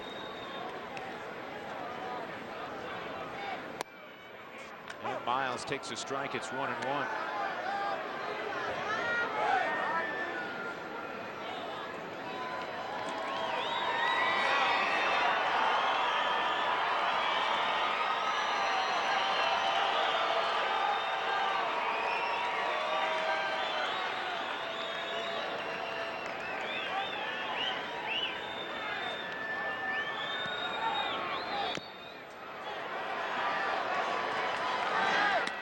Successfully gets the sacrifice down.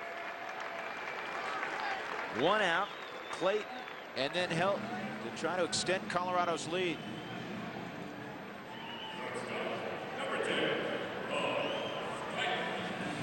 Well, he's usually the guy doing all the sacrificing and setting up RBIs for everyone else. Royce on the season, 51 RBIs with 8 home runs. He gets an opportunity after 2 for 3 nights so far. Single and a double.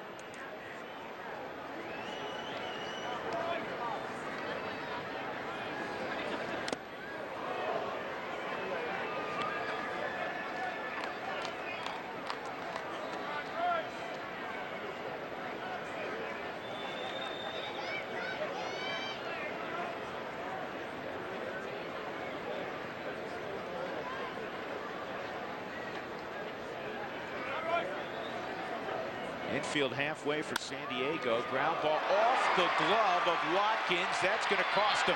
Everybody safe. 5-3 Colorado on the infield hit. The 3rd knock of the evening for Royce Clayton. 52nd RBI. Piedra has scored 3 runs.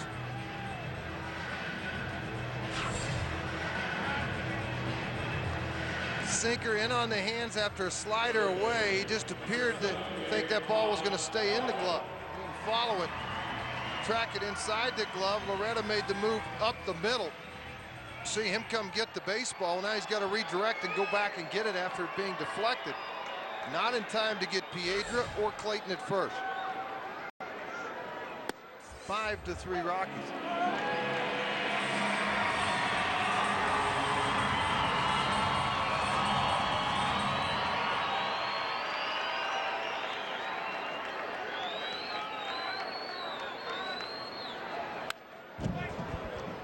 quickly 0-2 on Todd Helton.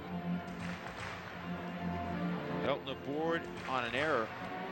Single and a walk.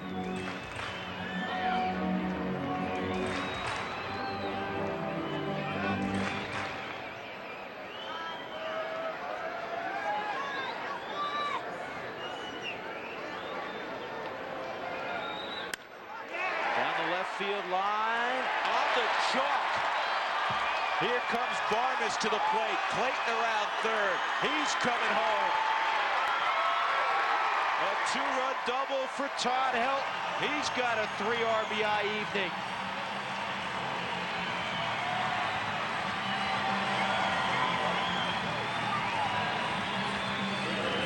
(7-3) Colorado.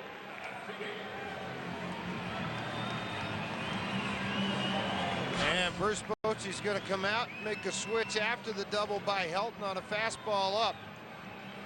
Right down the left field line. Too good of a hitter to go to the well too many times. You see the chalk fly? Track that down the line. A fair ball. Barmes will score. Clayton will score. Very late from Fresco, and Watkins did not have a successful 6th inning. 3 runs given up. Still responsible for Todd Helton in the 6th inning. Antonio Osuna comes into the ball game. The Rockies lead it. Rockies leading 5-3, bottom of the 6th inning, 1 out. Todd Helton with that double now has accumulated 40 this year. It's the 4th time he's hit that mark in the last 5 years. The one time he did not, he had 39. The only other time in his career he was under 40 doubles his rookie campaign. He had 37. So Vinny to face Antonio Osuna. At second base, Helton, it's 7-3 Rockies.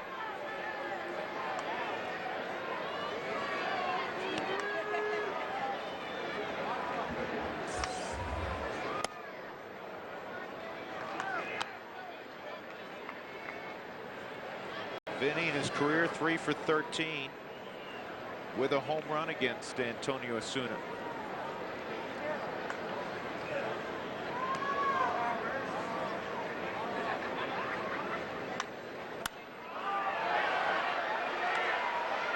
Play 1-1.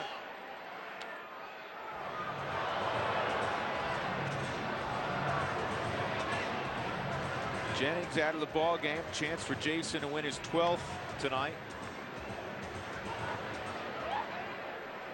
Also a chance for him to tie Pedro Estacio for most career victories at Coors Field with 24. And this ball's hit high in the air to deep right field. Giles going back and will make the catch in the middle of the track. That's the 2nd out.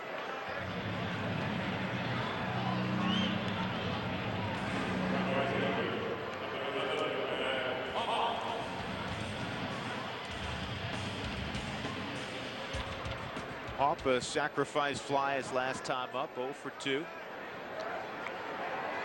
He came over the bases loaded, hit a towering shot to right field that was caught against the wall by Giles.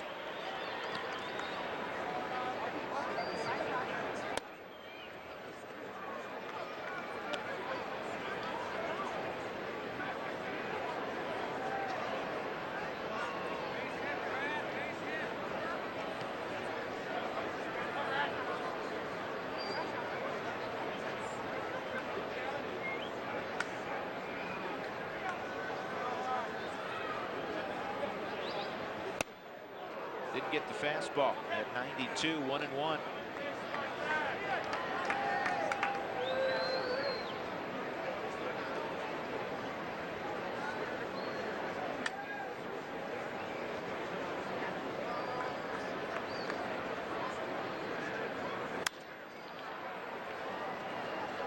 Mark Loretta is going to throw out Hoppe. In the inning, the Rockies come up with a 3-spot. Todd Helton drives in the last 2 with his 40th double of the year.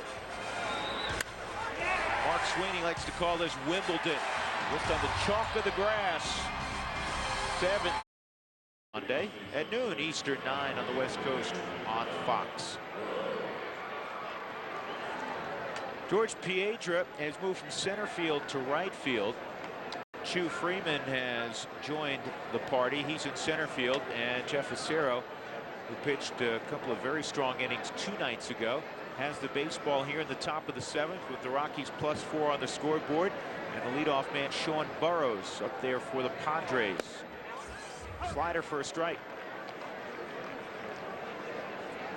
Freeman will hit 9th in the lineup. Facero will assume the position behind Castilla, so hop out. That's the position the pitcher takes. And you do the double switch, you allow your offense to stay in there. With Freeman hitting 9th.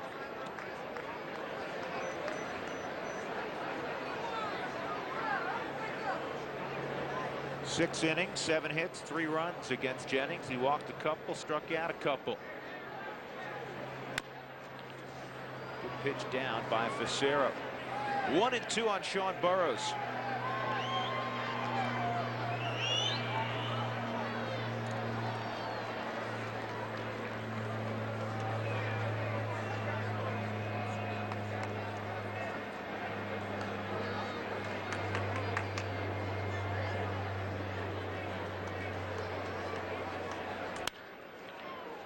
Miles on the backhand knocks it down. He won't have a play.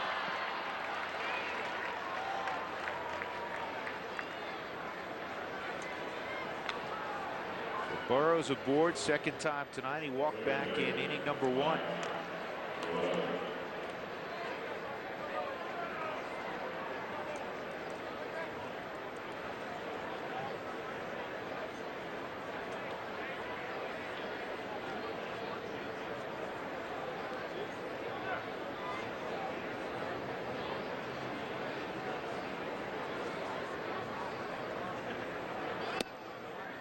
Below the knees, ball 1.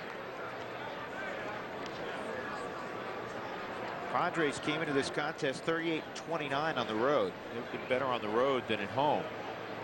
They're 17-9 over their last 26 road games. On pace to win 46 away from Southern California. And that would tie a franchise best set back in 1996.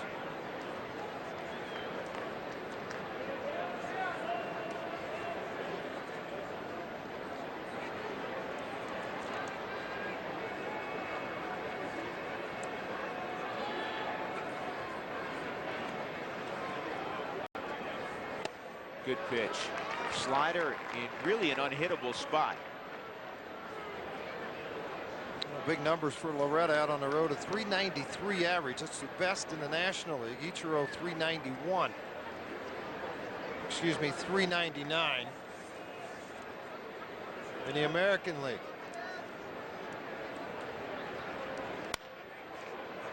And a base hit for Loretta. That's how you hit 390. You hit behind in the count. Following suit last night, same results don't happen. Now you're getting to the sticky part of the lineup. Loretta to be followed by Giles and then Nevin. Klesko after that. Now, because of the split finger, Facero very effective at getting the double play. Now just see if he can follow through with that, accomplish it. Giles 2 for 3 tonight.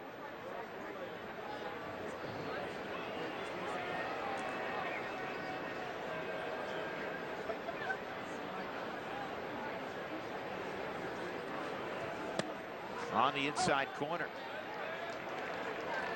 Padres with 10 hits, the Rockies 9. 2-2 now that ball game, Los Angeles and Arizona. Adam Bernero, haven't called his name in a while. He's up throwing for the Rockies.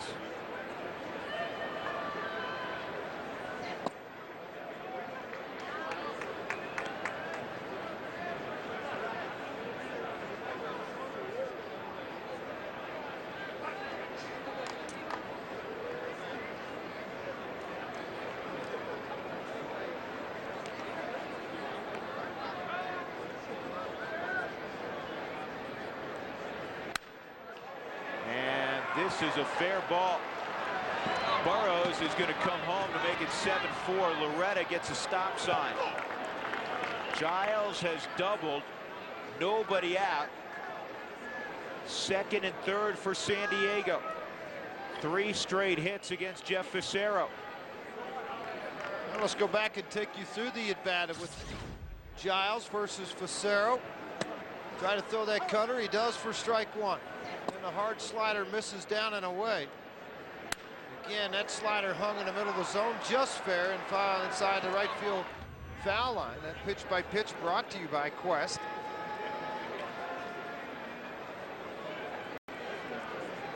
Stall on right now with Bob Apodaca. He's out to visit with Fassero, second and third. He's got a power hitter and Phil Nevin at the plate. A left-hander and Klesko in the on-deck circle. There's nobody out. It's a 3-run ball game.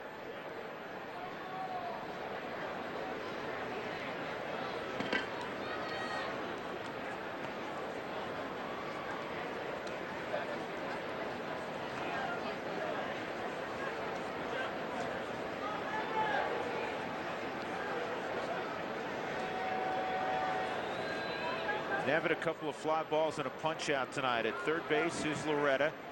Giles at second.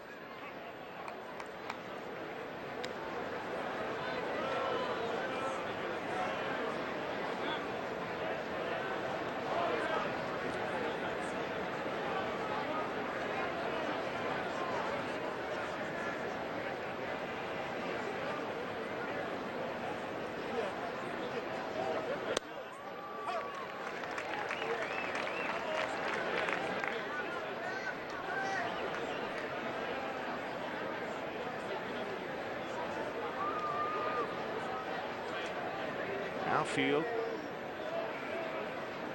playing Nevin. He hit the ball the other way. That's how the Rockies want to pitch him. And this pitch is not close. 2-1.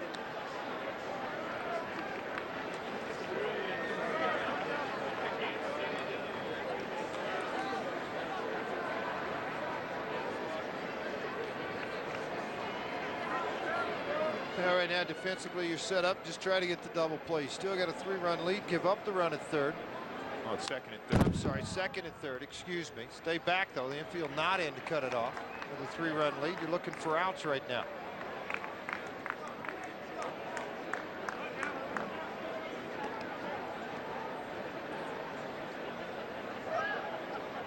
Two balls, 2 strikes on Phil Nevin. Hey, throw that good split right now or run that slider in under his back leg.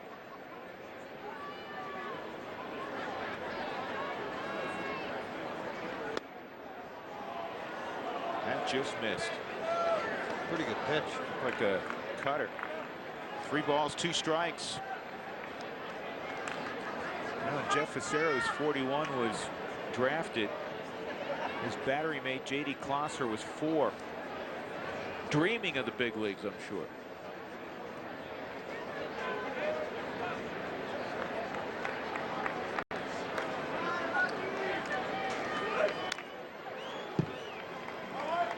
Three and 2. We'll do it again.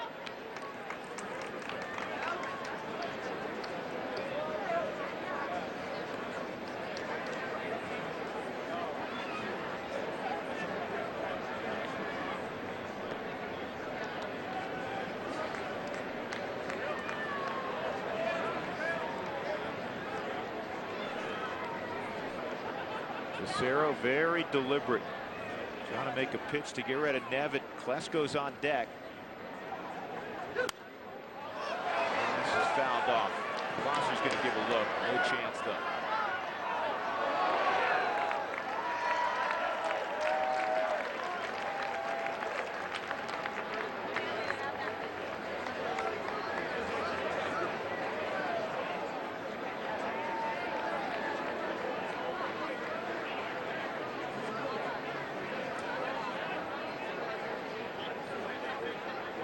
Loretta is at third base. He's singled. Brian Giles with his 3rd hit of the night, a double. He's got 2 of those.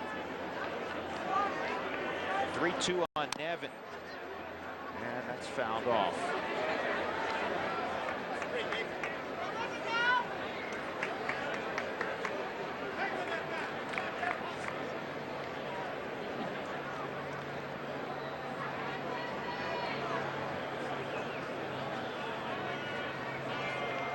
Nobody out. Rockies got 3 in the bottom of the 6th to take what they thought was a comfortable 7-3 lead. Doesn't feel too comfortable right now. Ball 4. Now they're loaded up for Klesko.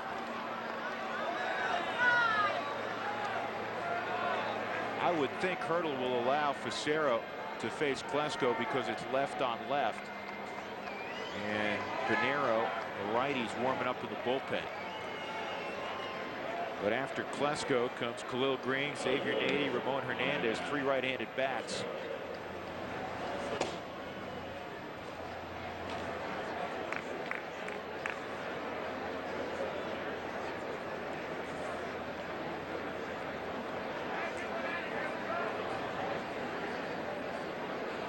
Rockies trying to avoid what happened to them last night when they blew a 2-run lead in the later stages of the ball game. This is drilled center field. Freeman gets over there, tagging Loretta. He'll come to the plate to make it 7-5. 1 out.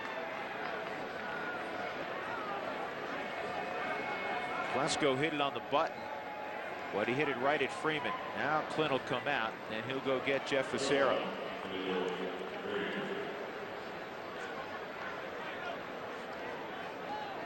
So Adam Bernero will make his first appearance in some time for Colorado. 7-5, the Rockies leading. We are in the 7th inning. Had a big night. He's got a home run and a double. In fact, he's 11 for 23 this year at Coors Field. And Khalil Green was talking recently about his rookie season. I mean, I think you have to realize that what you're doing and understand that you're probably going to fail a lot more than you succeed, especially on the offensive side. You know, if you have a 70% failure rate, you're probably a great player. So I kind of look at things like that. And defensively, just try to stay consistent because it's something that can kind of linger with you a little bit if you let it get to you. It's easy to handle the success as a young player. It's very difficult to handle the adversity as a young player. And that's how you find out whether you stay here or do not stay here. So if you can handle the adversity of when you're 0 for 15 or 16. And Adam Bernero, first and second, 1 out.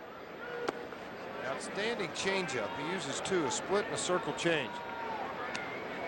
Appeared in 12 ball games for the Rockies before being sent down to Colorado Springs. Walks were a problem, 15 and 25 innings.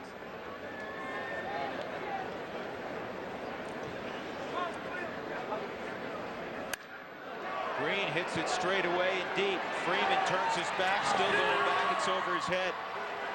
1 run will score. Stopping at third base will be Nevin. It's 7-6. Khalil Green, 2 doubles and a home run. He and Giles have been the big bats tonight for San Diego. And again, the Padres, after not doing much against the Rockies last weekend at Petco, broke out against St. Louis offensively. They've continued that trend tonight. Got a ball right in the middle of the plate, out over the head of Freeman. I mean, this ball 1 hops dead center at the 4:15 mark. Freeman did a nice job hitting his relay man, getting this ball back in. That prevented Nevin from scoring, and with only 1 out and a guy at the plate that is a fly ball hitter, Xavier Nady has an opportunity to tie this game.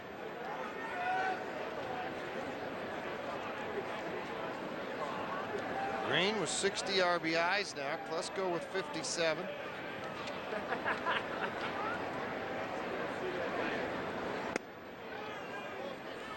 Two 2-0 on Nady. Second and third, 1 out.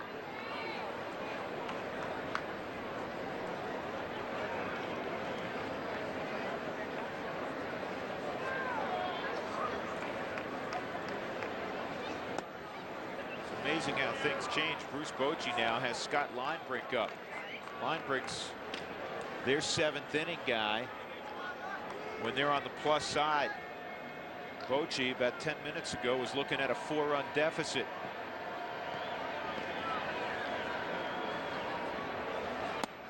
Strike 1, 3-1. Bernero was sent down on August 13th.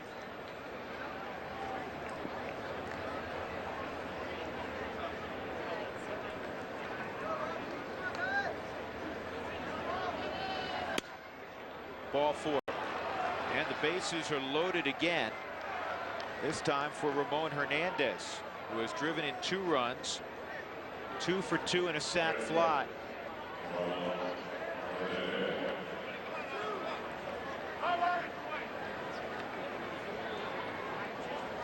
And a lot of decisions to be made for Clint Hurdle. Some of them are more difficult than others. Javier Lopez is throwing in the Rockies bullpen. And Hernandez takes ball 1. Nevins at 30 walked. At second base, Khalil Green. He doubled. And Nady just walked. Ball and a strike on Hernandez.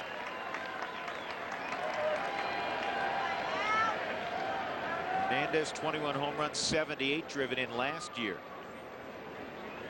He's an all-star with Oakland.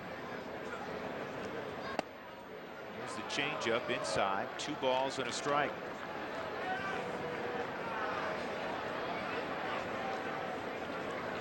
He's had opportunities with the bases loaded this year, 2 for 12. He hasn't had a lot of success. Dave Hansen's on deck with the pitcher spot due next. The numbers I mentioned this year with the bases loaded, you saw his numbers for career with bases loaded. And 3-1.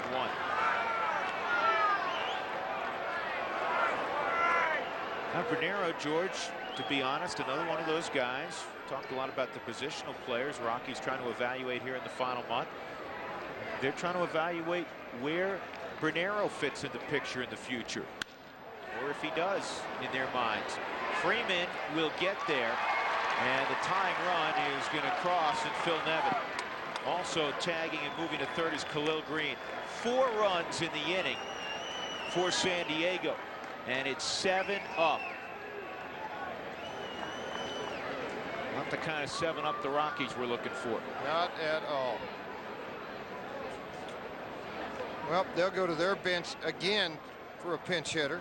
Dave Hansen, the veteran left-handed pinch hitter. Clint Hurdle will come out of the dugout and make his move and go get the lefty, Javier Lopez.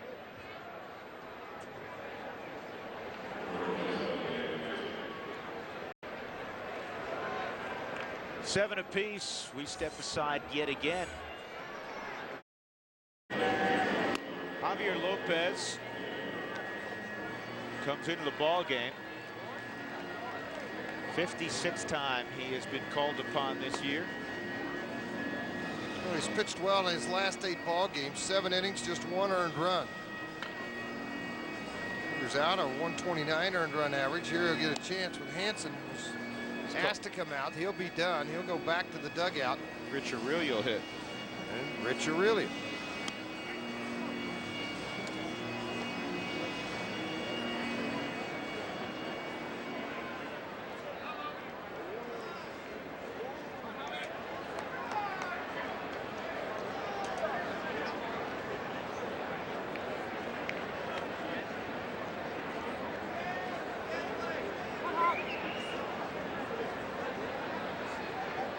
First and third situation, Green and Nady the runners.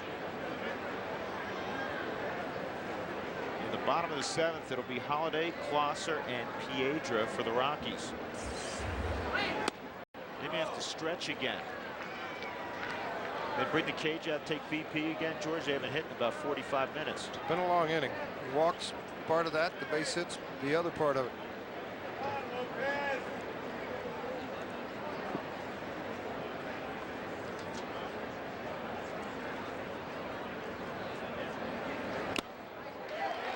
Ball and a strike on Aurelia.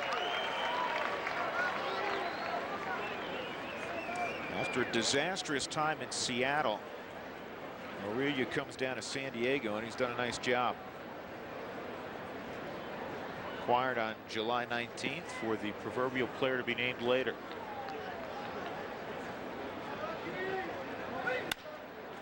On the ground, a Royce Clayton. And he'll flip to his buddy Aaron Miles, and the Rockies finally get to the dugout. The damage is significant, however. 4 runs come around for the Padres, and this thing is tied up at 7. Khalil Green has had a huge evening. A home run and 2 doubles.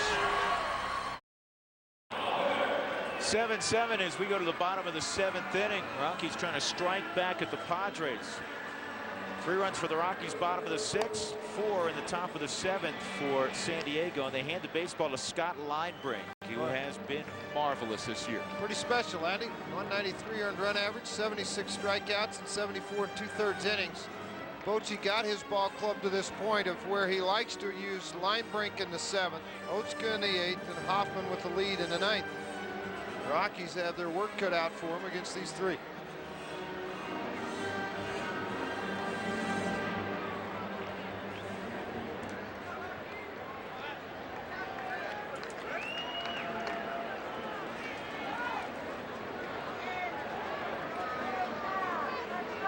That's double off the base of the left field wall.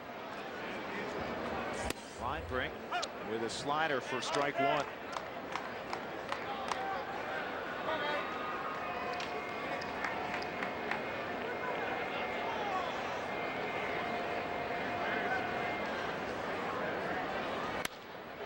Slashed at Phil Nevin, and he caught it on the fly.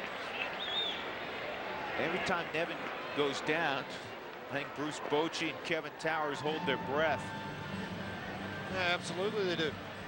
Left shoulder dislocated a couple of times. Linebrink since July 1st, 4-0.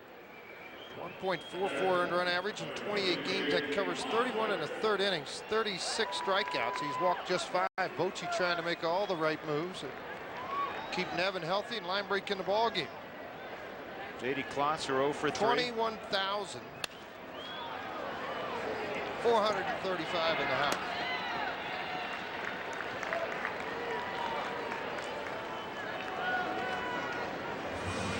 Two outs very quickly. And George Piedras had a nice evening. George, single, double, walk. He has scored all 3 plate appearances. And he also has an RBI. He's moved the average up. And you don't have a lot of at-bats, so you can do this. He's moved the average up 33 points tonight.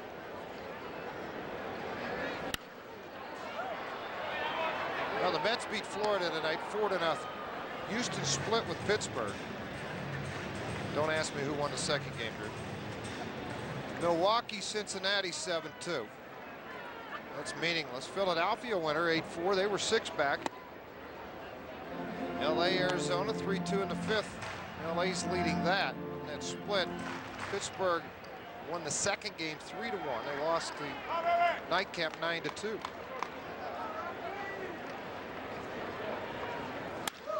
And another hit for Piedra.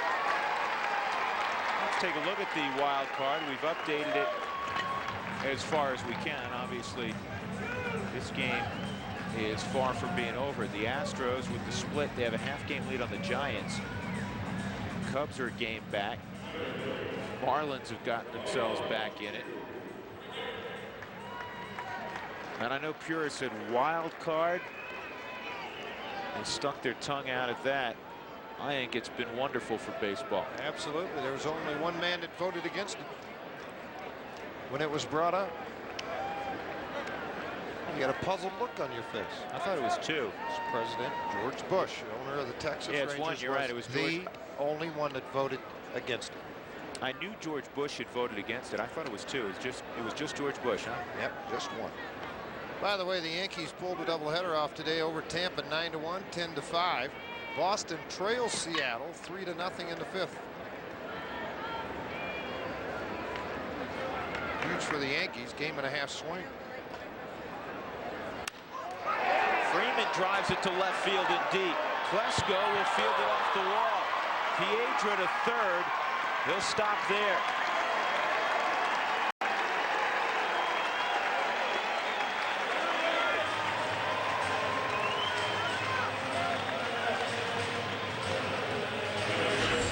Yeah, this is what excites the Rockies about Freeman. Mistake up, all upper body swing, all upper body strength. Left the bat, it had a chance. Halfway up the wall, Klesko played it perfectly. Freeman coming in at second base, Piedra at third now.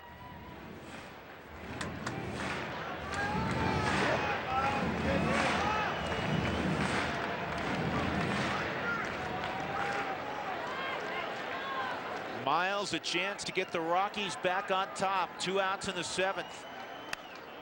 And he slashes that one foul.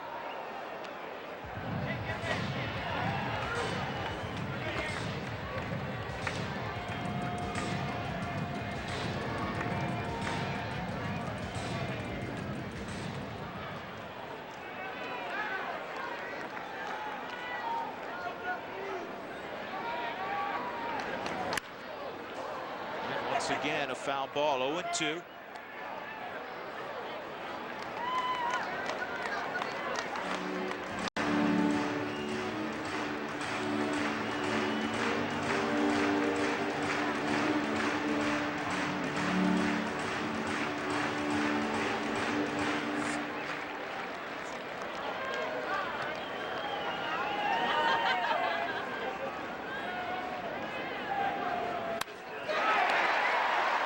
Hit center field. Freeman around third, right behind Piedra. It's a 2-run single for Miles. Rockies on top 9-7. And Miles takes advantage of the fact that nobody was at third defensively for San Diego. There was a traffic jam in the middle of the diamond. Burrows had gone to play cutoff man, not Nevin. Nobody at third base. Miles said, I'll take that one also. Line drive back up the middle. Nady thinking, I've got to try to get the play at the plate. Miles is watching, and then when nobody covers after the head first slide, he just says, hey, I can outrun this guy.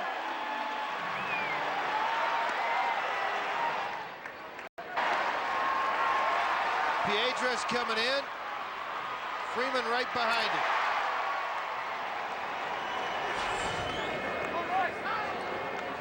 And now Clayton up there. He has 3 hits tonight. Back and forth we go on a Thursday night at Coors Field. It's a relatively low-scoring game through the middle innings. But in the last 2 innings, we've seen 10 runs.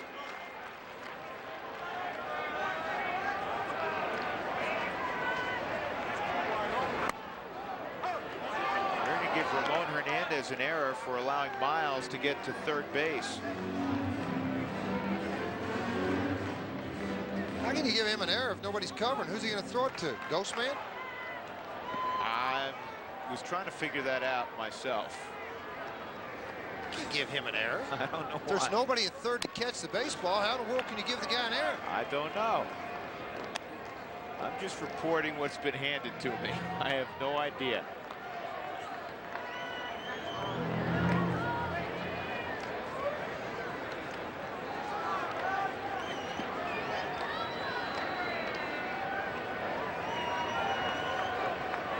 Here's the 2-2 to Clayton.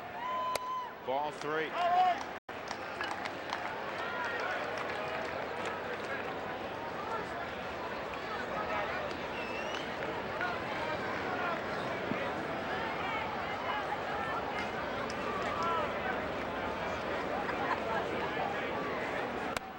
Strike 3 on the outside corner. The Rockies come up with 2 with 2 outs.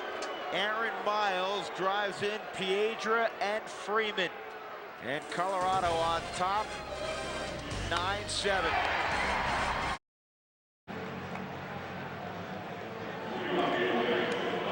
Aaron Miles, the man right now, his first hit of the ball game, a huge one. A single with 2 outs to drive in a pair, and the Rockies have scored 5 with 2 outs. They lead at 9-7. We're in the 8th inning. Javier Lopez will face Sean Burrows, then we'll see, because Brian Fuentes is getting loose. And generally speaking, Lopez just faces left-handed bats, so he got Rich Aurelia out after Bruce Bochy called back Dave Hansen last inning. It's up and in, ball 1. Loretta's on deck, then another left-handed bat, Giles. But you may see Lopez just pitch to Burrows, and then Fuentes come on. Anthony's good pitch, 1-1.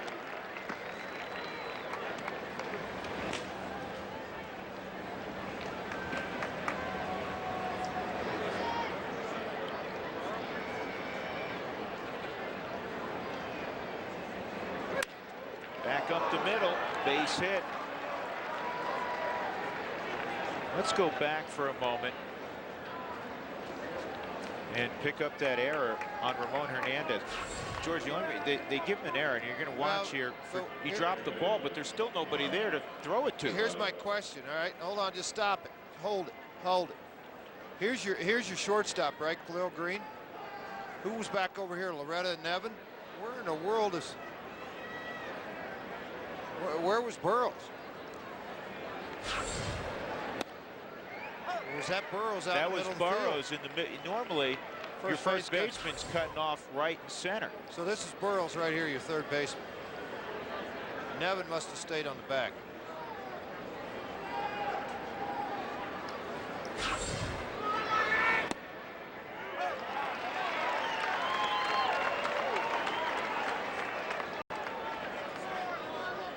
Tough error.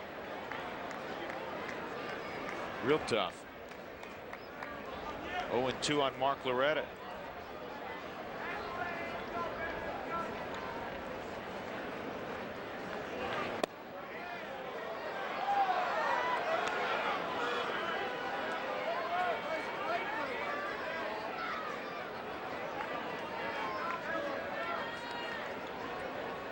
Loretta singled last time up on a 1-2 pitch. And he drives this ball to deep left field. Holiday will miss the play though. Burrows went all the way to second, and now he has to get back to the bag.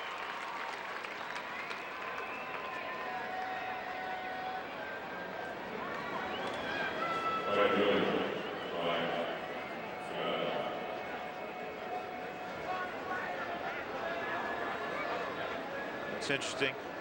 You have Lopez in there, and now Clint Hurdle's going to go get Brian Fuentes. The numbers, if you look at the numbers of what he had done against Giles, Giles has hit 375 against Lopez.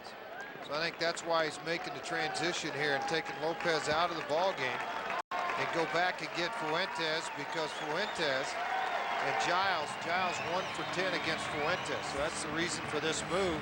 The Rockies lead it 9-7. Fuentes on his way in to try to get Brian Giles.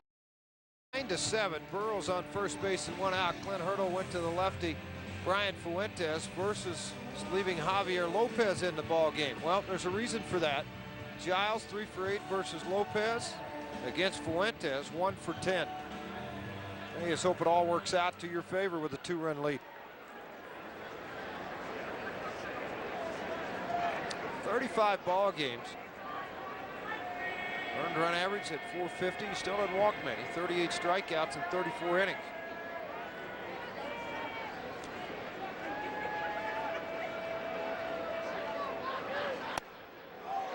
And Fuentes beats Giles with a 92-mile-an-hour heater upstairs. Yeah, there's his numbers overall versus San Diego. 21 games, and earned run average at 5.06, a couple of saves. Those came last year.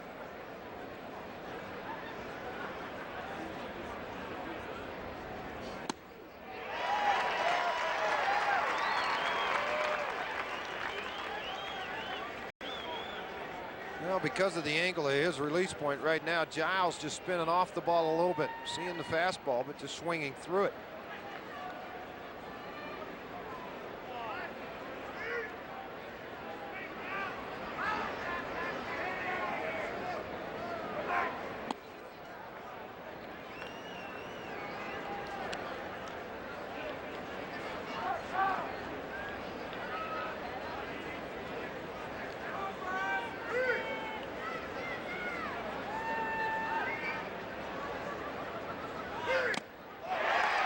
Foul tip held, so Fuentes comes on and gets Giles. Now let's look at it from an overhead position of the strikeout and where this pitch is. That ball out front of Giles right on the pitch, but his head just pulled off. Then you look at the arm angle of where that pitch came from. Difficult to see that pull out of the foot over here by Giles. Difficult to stay in at 90+ miles an hour. Fuentes goes off speed to Nevin with 2 outs.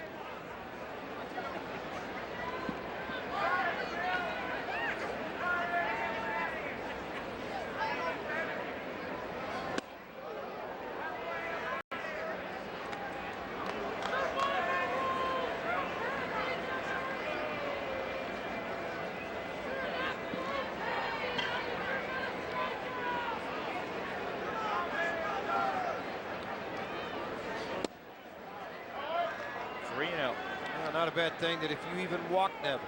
The reason I say that, Nevin's 4 for 5 against Fuentes with a home run. The man in the on-deck circle, Ryan Klesko, 1 for 7.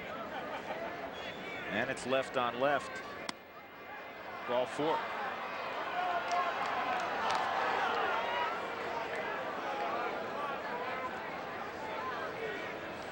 That'll push Burrows to second. And Klesko up there. 1 for 2. A couple of runs scored, walk, and a sacrifice fly.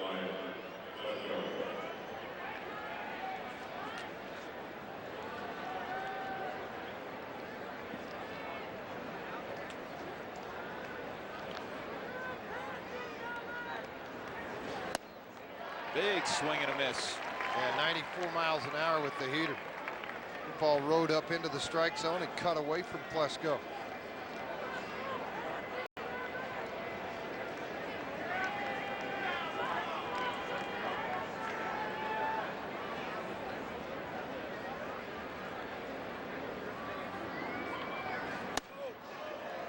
Not a bad pitch if you can control the next. From the left side, if you are a left-handed hitter with Fuentes and it shoots out of this situation, I mean, Klosser wants that ball away from him. Klesko trying to hang on it the best he could. Now, if you're able to paint that outside corner, you should have success here. Another pitch high and in.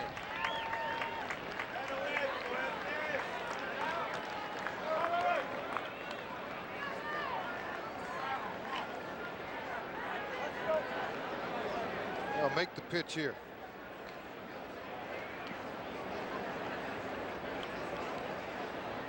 They'll ask it for a fastball. They want it up in the strike zone. See Klosser stand up. Not that high. Boy, Fuentes bringing it tonight. The last pitch, 93. You know, this is one of the few times this year that he's been put in this situation. Game on the line, runners first and second since he came off of the disabled list, and he got it. He gets Giles and Klesko with traffic. And the Rockies continue to lead 9-7. We'll go to the bottom of the 8th at Coors Field. Leading Ryan Klesko and the Padres. The Padres have left 10 aboard.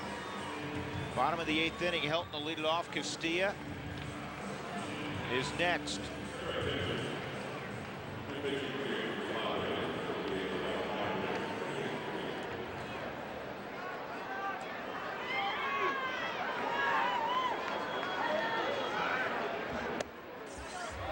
Changeup from Linebrink. Ball 1.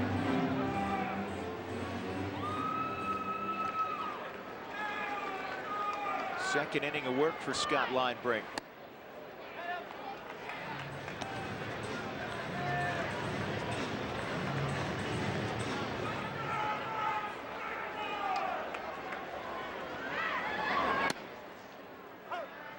Two balls and a strike. Rockies are 31-27 against the NL West this year. 4 over 500 on the road. This is fouled off. They came into tonight's ball game 14-14 at Coors Field against the NL West.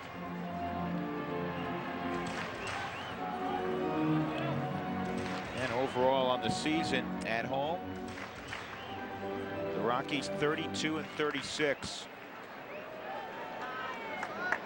Trying to avoid just the second sub-500 home record at Coors Field since this beautiful place was opened in 1995.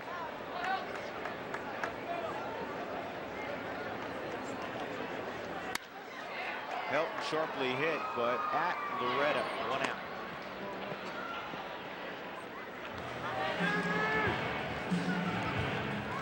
In the 9th inning, Khalil Green, Xavier Nady, and Ramon Hernandez, the 3 scheduled hitters.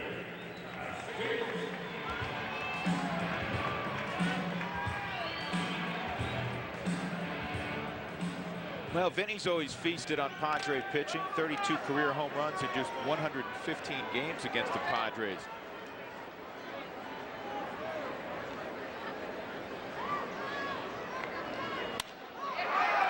Center field. Line shot. Grabbed by Nady. Let's take a look at the Taco Bell in-game box. 2 outs. As Andy Tracy will be the pinch hitter in the pitcher spot. Miles with the big 1. 1 for 4, but he drove in the 8th and 9th runs of this game with 2 outs last inning. Clayton's had a good ball game with 3 hits. Matt Holliday a double, and George Piedra 3 hits. Yeah, look at the kids. I mean, scored 4 runs tonight. Yeah, look what the kids have done, particularly at the bottom of the lineup. Jennings was 1 for 2. Freeman with a big double in the 7th inning. Runners at 2nd and 3rd for Miles' chance to knock into.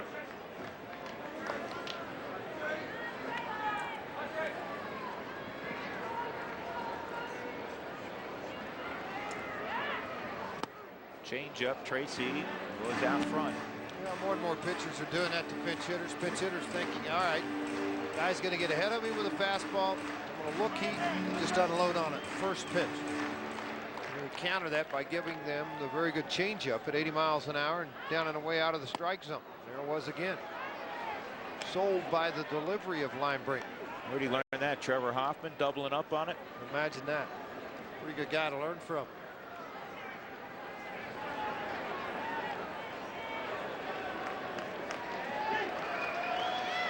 Now after 2 changeups, the thing about fastball in. Got him. At 95 miles an hour. We'll go to the 9th inning. Colorado ahead of San Diego 9-7.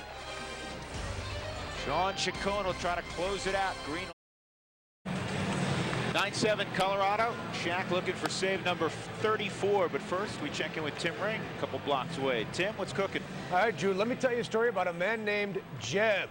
The story of the Broncos' new tight end, Jeb Putzier, and boy, does he have lofty aspirations. Also, Shaquille O'Neal is rapping. We'll hear it. And he's also killing Kobe, all tied up together. And the stories of Troy on the college football gridiron. One major upset already in the books, one possibly on Saturday. We'll see. We'll explain all that coming up in just a bit. Drew? All right, Tim, thanks very much. Sean Chacon will get Khalil Green, Xavier Nady, and Ramon Hernandez trying to close out the Padres in what has been a wild ball game. Let's take a look at our Chevron clean out of here. The lone home run. Khalil Green, center field tonight. Green also a pair of doubles. That's our Chevron clean out of here.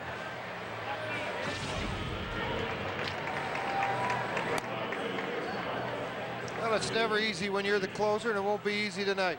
I just showed you the home run by Green. He has a home run, 2 doubles.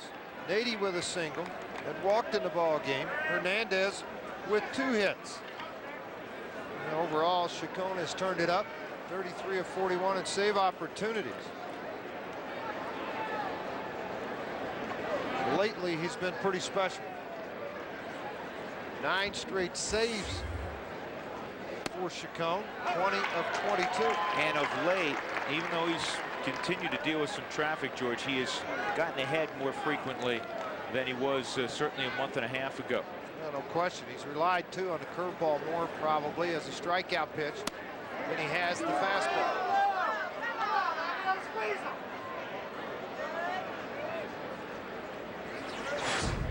He has converted 20 of his last 22 saves. And he says he wants to continue in this role despite many conversations on talk shows that Shaq should go back to being a starter, where he was an all-star after a very good first half last year. Rockies organization led by Dan O'Dowd said the discussions about Shaq's future will occur during the offseason.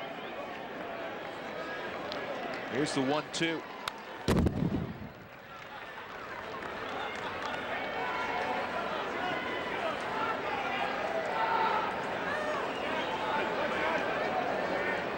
Green has seen Chacon 3 times this year, 2 for 3.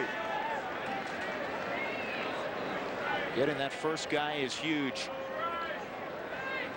He dropped the hammer on him, and Green was ready for it. He ripped it in the crowd. Yeah, no question. He's seeing a baseball unbelievable in his ballpark tonight.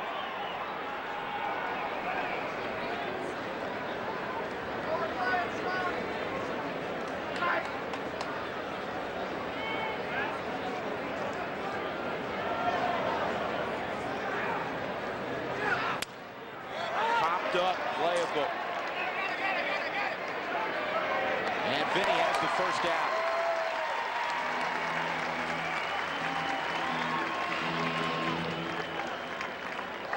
Well, work ahead in the count and be able to get the strikeout. See, watch how he rocks back on that back leg, turns that shoulder right here, and the hips turn, hide the baseball a little bit longer. Drop straight behind the body, then up on top, and then, man, that explosion right into the plate. Pretty calm delivery. That's part of the result of him throwing strikes. Nady pops it up. Helton retreats. 2 outs. Miles right there just in case.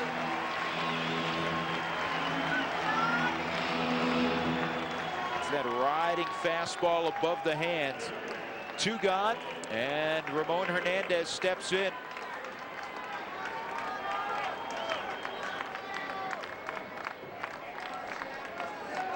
Rockies scored in 5 straight innings from the 3rd through the 7th. Strike 1. They were cruising ahead 7-3 going to the 7th, but the Padres tied it up with a 4 spot in the top of the 7th inning.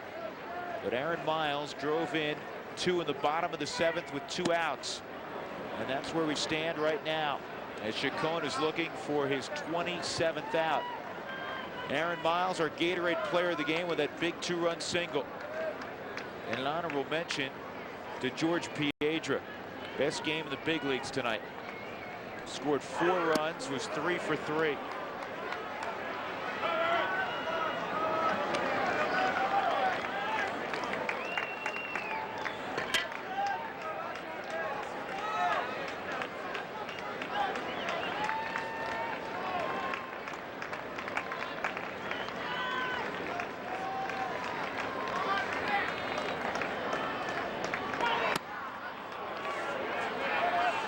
Three balls and a strike.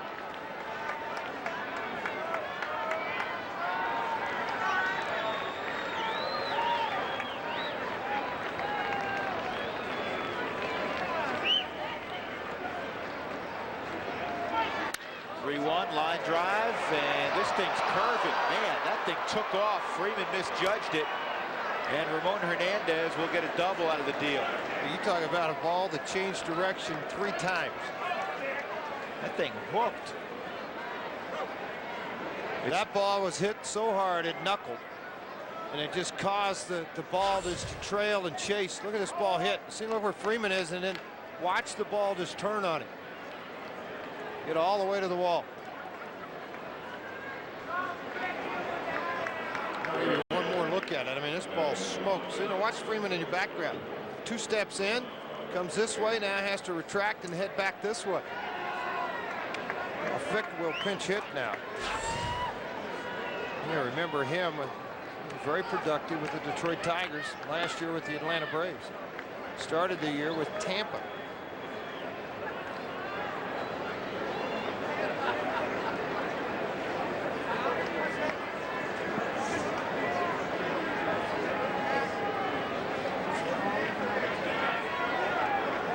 Here we go. Chacon working a Fick, ball 1.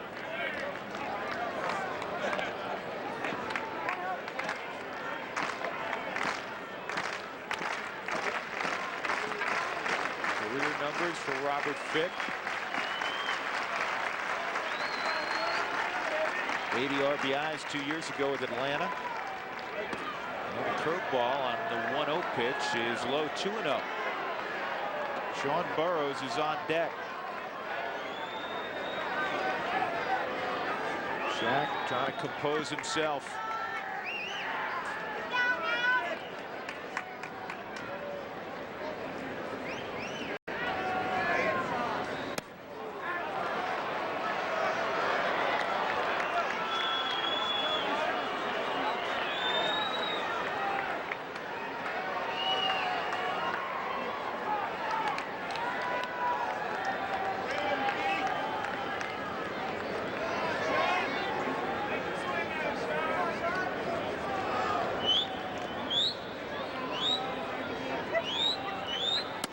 Ball 4. And now Burrows comes up. Burrows with a couple of hits tonight. for 10 against Sean Chacon.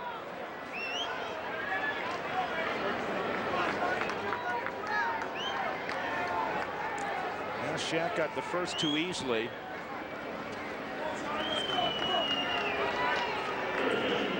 But as he has had to deal with all year, he now has 2 on. And the tying run is fixed, so they'll pinch run Kerry Robinson for him.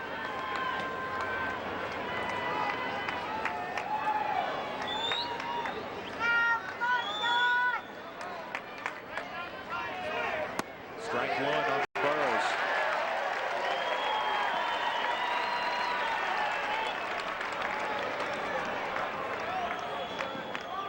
A scorebook nightmare. They've had 6 different players factor into the 9-hole spot tonight. 9-7 Colorado looking for that final out. This ball's driven to the gap in right center field, but crossing over, making the catch is Piedra. It hung up long enough for Piedra to get there. Chacon gets the save, his 34th. Javier Lopez gets the win. Line break the loss. The Rockies, a roller coaster ride tonight, but they prevail in game 1 of 4 against San Diego. 9-7 the final. We're back to Coors Field in a few moments.